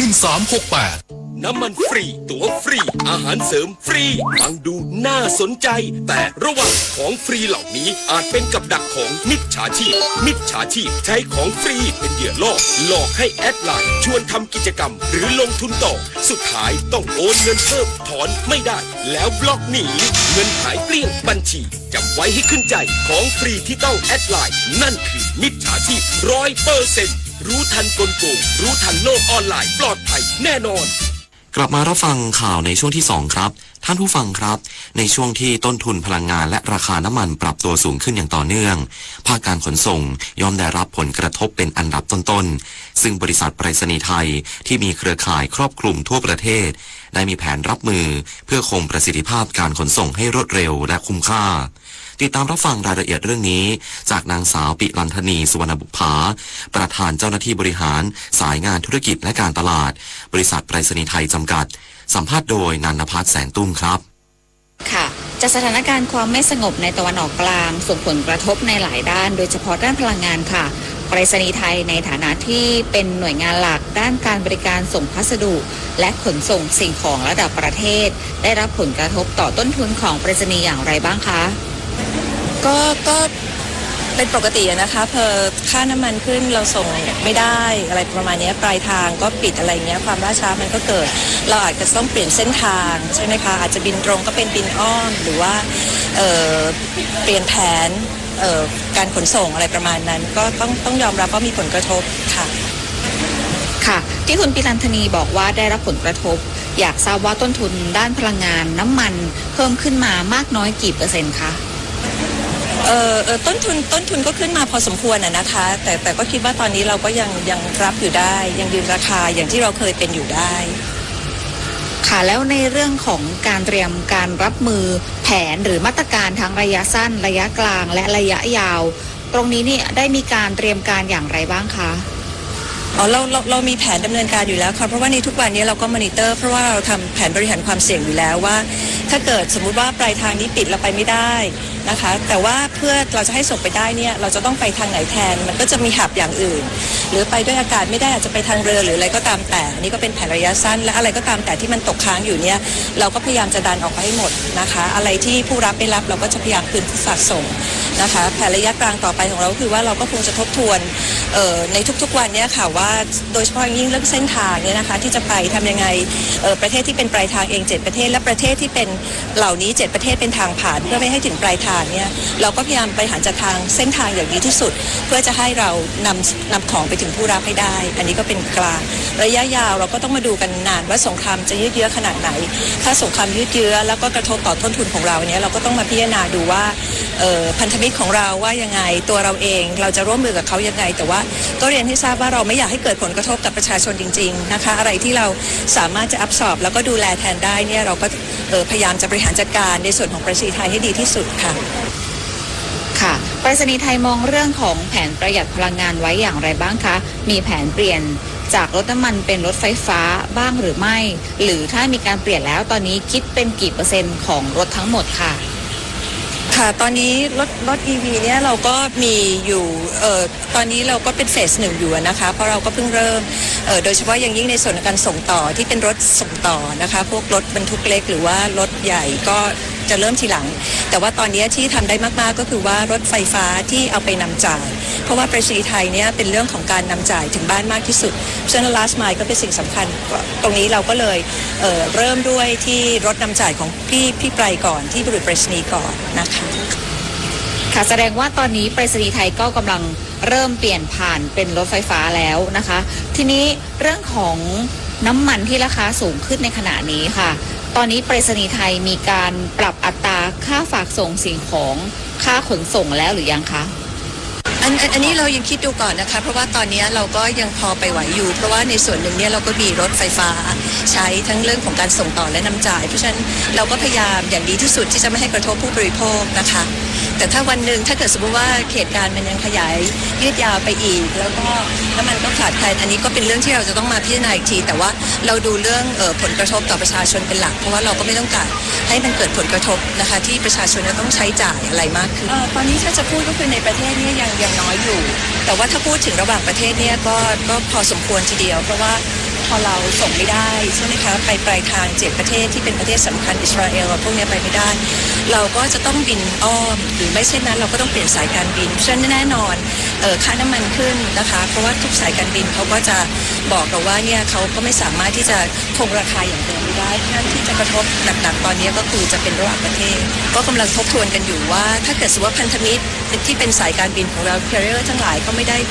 เรียกร้องยังคงที่จะทำให้มัน stable อยู่เนี่ยคิดว่าเราก็คงยังไม่ขึ้นแต่ถ้าตราบใดที่เมื่อไหร่ที่เขาบอกเราว่าเขารับไม่ไหวเลยนะภาระนี้เรามาแชร์กันไหมหรืออะไรประมาณนี้อันนั้นก็เป็นข้อพิจารณาอีกทีหนึ่งว่าเราจะขึ้นหรือเปล่านะคะก็ต้องดูระยะเวลาของสงครามด้วยนะคะค่ะแล้วคาดว่าอีกสักประมาณกี่เดือนคะถึงจะมีการพิจารณาเรื่องค่าขนส่งหรือค่าฝากส่งประชาชนจะได้เตรียมพร้อมรับมือค่ะคือเราก็พิจารณาเดือนต่อเดือนนะคะว่ามันจะเป็นยังไงนะคะถ้าเกิดเรายังรับภาระไหวแล้วก็ยังเดินหน้าต่อไปโดยไม่ได้กระทบอะไรกับผู้บริโภคค่ะแล้วในส่วนของโลจิสติกที่ส่งสิ่งของไปต่างประเทศค่ะตรงนี้เนี่ยผู้ใช้บริการสะท้อนถึงความกังวลแล้วหรือยังคะก็ถ้าเกิดตราบใดที่ประชียังรับขนส่งโดยปกตินะคะแล้วก็นอกจาก7ประเทศที่เขาเป็นปลายทางที่อยู่ในดินแดนของสงครามจริงๆเนี่ยอันนี้ก็ลำบากหน่อยแต่ว่าถ้าเกิดประเทศรายรอบอีก25ประเทศเนี่ยก็เขาก็ยังไม่มีความกังวลเพราะว่าประชีไทยก็ยังเดินหน้าให้บริการอยู่เป็นปกติค่ะค่ะแล้วเรื่องการขนส่งสินค้าไปยังปลายทางในแต่ละเส้นทางตอนนี้ได้มีการกำหนดไว้บ้างไหมคะว่าจะมีการขนส่งสินค้ากี่เที่ยวบินต่อรอบในสัปดาห์อันนี้แต่ละปลายทางไม่เท่ากันเลยค่ะเพราะว่ามันเป็นแต่ละรอบเพราะว่าเรามีเมืองท่าที่เครื่องบินเราไปจอดอยู่หลายที่เพราะฉะนั้นอาจจะไม่เท่ากันบางปลายทางก็อาจจะเกือบทุกวันบางปลายทางก็3วันต่อที่หรืออะไรก็ตามแต่ก็อันนี้ก็แบ่งไปตาม priority ของลำดับศักดิ์ของการขนส่งของเราด้วยว่าบริการมันมีความรวดเร็วแค่ไหนยังไงค่ะค่ะและในเส้นทางหรือปลายทางของพัสดุที่ไปรษณีย์จัดส่งค่ะในบริเวณพื้นที่ที่ได้รับผลกระทบจากสถานการณ์ดังกล่าวนี้ค่ะผู้ใช้บริการลดลงจากก่อนหน้านี้มากน้อยแค่ไหนคะคิดเป็นกี่เปอร์เซ็นต์คะแล้วไปรษณีย์ไทยเนี่ยมีความกังวลในเรื่องนี้อย่างไรบ้างไหมคะก็ในปลายทางที่อยู่ในดินแดนสมรภูมิเนี่ยลดลงแน่นอนอยู่แล้วนะคะเพราะว่าเขาก็รู้สถานการณ์ว่าการที่จะส่งไปเนี่ยมันอาจจะไปไม่ถึงมันก็ลดลงพอสมควรส่วนในที่เป็นเมืองปลายทางอื่นๆที่7ประเทศนี่เป็นเมืองผ่านเนี่ยก็ยังพอมีอยู่ก็ไม่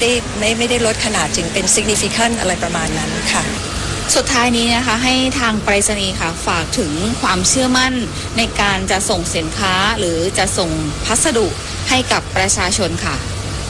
คือก็ยังบอกว่าเราก็ยังไม่ได้มีทำอะไรที่จะเป็นการเพิ่มเติมแล้วก็เพื่อจะให้ผู้บริโภคได้รับผลกระทบอันนั้นก็ยังไม่มีแน่นอนค่ะแล้ววันนี้นะคะก็ต้องขอบคุณนะคะคุณปิลันธนีสุวรรณบุปผาประธานเจ้าหน้าที่บริหารสายงานธุรกิจและการตลาดบริษัทไปรษณีย์ไทยจำกัดเป็นอย่างสูงนะคะที่มาร่วมพูดคุยกับเราในวันนี้สำหรับวันนี้ขอบคุณและสวัสดีค่ะวิกฤตพลังงานวิกฤตตะวันออกกลางวิกฤตพลังงานเชิญชวนคนไทยประหยัดไฟฟ้ากันตั้งแต่วันนี้เริ่มง่ายๆปิดไฟที่ไม่ใช้ปิดเครื่องใช้ไฟฟ้าที่ไม่จำเป็นปรับอุณหภูมิเครื่องปรับอากาศที่26องศาเซลเซียสสวมเสื้อผ้าระบายอากาศงดการสวมสูทเดินขึ้นลงบันไดในอาคารแทนการใช้ลิฟต์ลดรายจ่ายลดใช้พลังงานร่วมฝ่าวิกฤตครั้งนี้ไปด้วยกันท่านผู้ฟังคะราคาขายปลีกน้ำมันที่ปรับสูงขึ้นถึง6 บาทต่อลิตรส่งผลกระทบต่อประชาชนในทุกมิติวุฒิสภา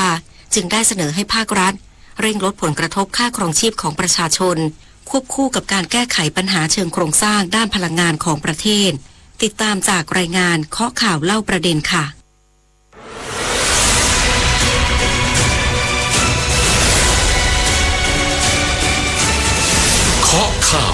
เล่าประเด็นการประกาศปรับขึ้นราคาน้ำมันอย่างฉับพลันลิตรละ6 บาทในช่วงค่ำของวันที่25มีนาคมที่ผ่านมาซึ่งมีที่มาจากแรงกดดันด้านราคาน้ำมันโลกและภาระของกองทุนน้ำมันเชื้อเพลิงที่แบกรับการชดเชยจำนวนมหาศาลจนไม่สามารถประคองราคาไว้ได้อีกต่อไปอย่างไรก็ตามผลของการตัดสินใจดังกล่าวไม่ได้หยุดอยู่เพียงตัวเลขราคาหน้าปั๊มหากจะได้ส่งแรงสั่นสะเทือนไปยังค่าครองชีพของประชาชนในทุกมิติทั้งต้นทุนด้านการเดินทางการผลิตและราคาสินค้าอุปโภคบริโภคที่มีแนวโน้มปรับตัวสูงขึ้นตามต้นทุนพลังงานอย่างหลีกเลี่ยงไม่ได้นายนรเศรษฐ์ปัชญากรประธานคณะกรรมาการการพัฒนาการเมืองวุฒิสภาได้สะท้อนภาพรวมของปัญหาว่าวิกฤตน้ำมันที่เกิดขึ้นไม่ได้มีคำอธิบายที่ชัดเจนจากหน่วยงานรัฐโดยเฉพาะคำถามของสังคมว่าน้ำมันหายไปไหนซึ่งแม้จะมีการยืนยันว่าประเทศมีสต็อกน้ำมันเพียงพอแต่ข้อเท็จจริงในภาคสนามกลับพบว่าปริมาณน้ำมันที่กระจายไปยังปั๊มลดลงอย่างมีนัยสำคัญนำไปสู่ข้อสงสัยเกี่ยวกับการบริหารจัดการในระดับต้นทางทั้งในส่วนของโรงกลั่นและระบบจัดสรรโควต้านายนรเศรษฐ์จึงเสนอให้มีการเปิดเผยข้อมูลสต็อกน้ำมันกำลังการผลิตและการจำหน่ายอย่างโปร่งใสเพื่อให้สามารถตรวจสอบได้และคลี่คลายข้อกังขาของสังคมจากที่พยายามพูดคุยนะครับวันนั้นใช้เวลาประชุมประมาณ5ชั่วโมงกว่านะครับก็บอกทุกท่านตามตรงนะครับว่าก็ยังไม่สามารถระบุได้ชัดเจนว่าน้ำมันในระบบเนี่ยหายไปอยู่ที่ใครนะครับคือผมบอกได้ตรงนี้เลยว่าน้ำมันไม่ได้หายไปไหนนะครับมันอยู่ในนั้นแหละแต่เราหาไม่เจอว่าอยู่ที่ใครนะครับเพราะว่าข้อมูลที่ทางหน่วยงานรัฐมีเนี่ยยังไม่ได้ถูกนำมาเปิดเผยออกมานะครับซึ่งสิ่งนี้ก็จะเป็นสิ่งที่เราจะเรียกร้องต่อไปให้มีการเปิดเผยข้อมูลเพื่อความโปร่งใสในการบริหารจัดการน้ำมันนะครับเพื่อที่ว่าทางกรรมาธิการเองและทางประชาชนเนี่ยจะได้ช่วยกันตรวจสอบได้นะครับขณะที่นายสุนทรพฤกษพิพัฒน์ประธานอนุกรรมาธิการการคุ้มครองผู้บริโภควุฒิสภาได้วิพากษ์การดำเนินนโยบายของรัฐบาลในมิติของผลกระทบต่อประชาชนโดยชี้ว่าการปรับขึ้นราคาน้ำมันแบบพุ่งพรวดสวนทางกับแนวทางที่เคยประกาศว่าจะค่อยเป็นค่อยไปโดยตั้งคำถามถึงความเหมาะสมของจังหวะเวลาในการปรับขึ้นราคาทั้งยังเตือนว่าการเพิ่มขึ้นของราคาน้ำมันอาจถูกใช้เป็นเหตุในการปรับขึ้นราคาสินค้าเกินจริงหากไม่มีการกำกับดูแลต้นทุนอย่างเข้มงวดที่เราคุยกับกรมการค้าภายในเนี่ยทางกรมการค้าภายในก็รับรองว่าเรามีโครงสร้างต้นทุนของสินค้าต่างๆโดยเฉพาะสินค้าควบคุม59รายการเนี่ยอย่างชัดเจนนะครับเพราะฉะนั้นอย่าให้เห็นนะครับว่าน้ำมันเนี่ยตอนนี้ขึ้นไปประมาณ 30% เนาะอย่าให้เห็นว่าราคาสินค้ามันขึ้นตามไป 30% นะมันไม่ใช่นะครับเพราะว่าโครงสร้างของต้นทุนสินค้าเนี่ยน้ำมันมันเป็นแค่ส่วนหนึ่งเท่านั้นนะฮะมันอาจจะเป็น 5% หรือ 10% มันไม่ใช่ว่าน้ำมันขึ้น30สินค้าขึ้น30ก๋วยเตี๋ยวเคยขาย50ขายขึ้นไปเป็นแบบ6-70อะไรอย่างนี้ไม่ใช่นะครับท้ายที่สุดวิกฤตครั้งนี้สะท้อนให้เห็นว่าราคาที่ประชาชนต้องจ่ายไม่ได้จำกัดอยู่เพียงค่าน้ำมันที่เพิ่มขึ้นแต่รวมถึงต้นทุนชีวิตที่ขยับสูงขึ้นทั้งระบบท่ามกลางความไม่แน่นอนของนโยบายและความเชื่อมั่นที่สั่นคลอนข้อเสนอของภาคส่วนต่างๆเป็นการเรียกร้องให้รัฐปรับวิธีคิดในการบริหารจัดการพลังงานใหม่ทั้งหมดเพื่อให้ระบบมีความเป็นธรรมโปร่งใสและสามารถรองรับวิกฤตในอนาคตได้โดยไม่ผลักภาระกลับมาที่ประชาชนดังเช่นที่กำลังเกิด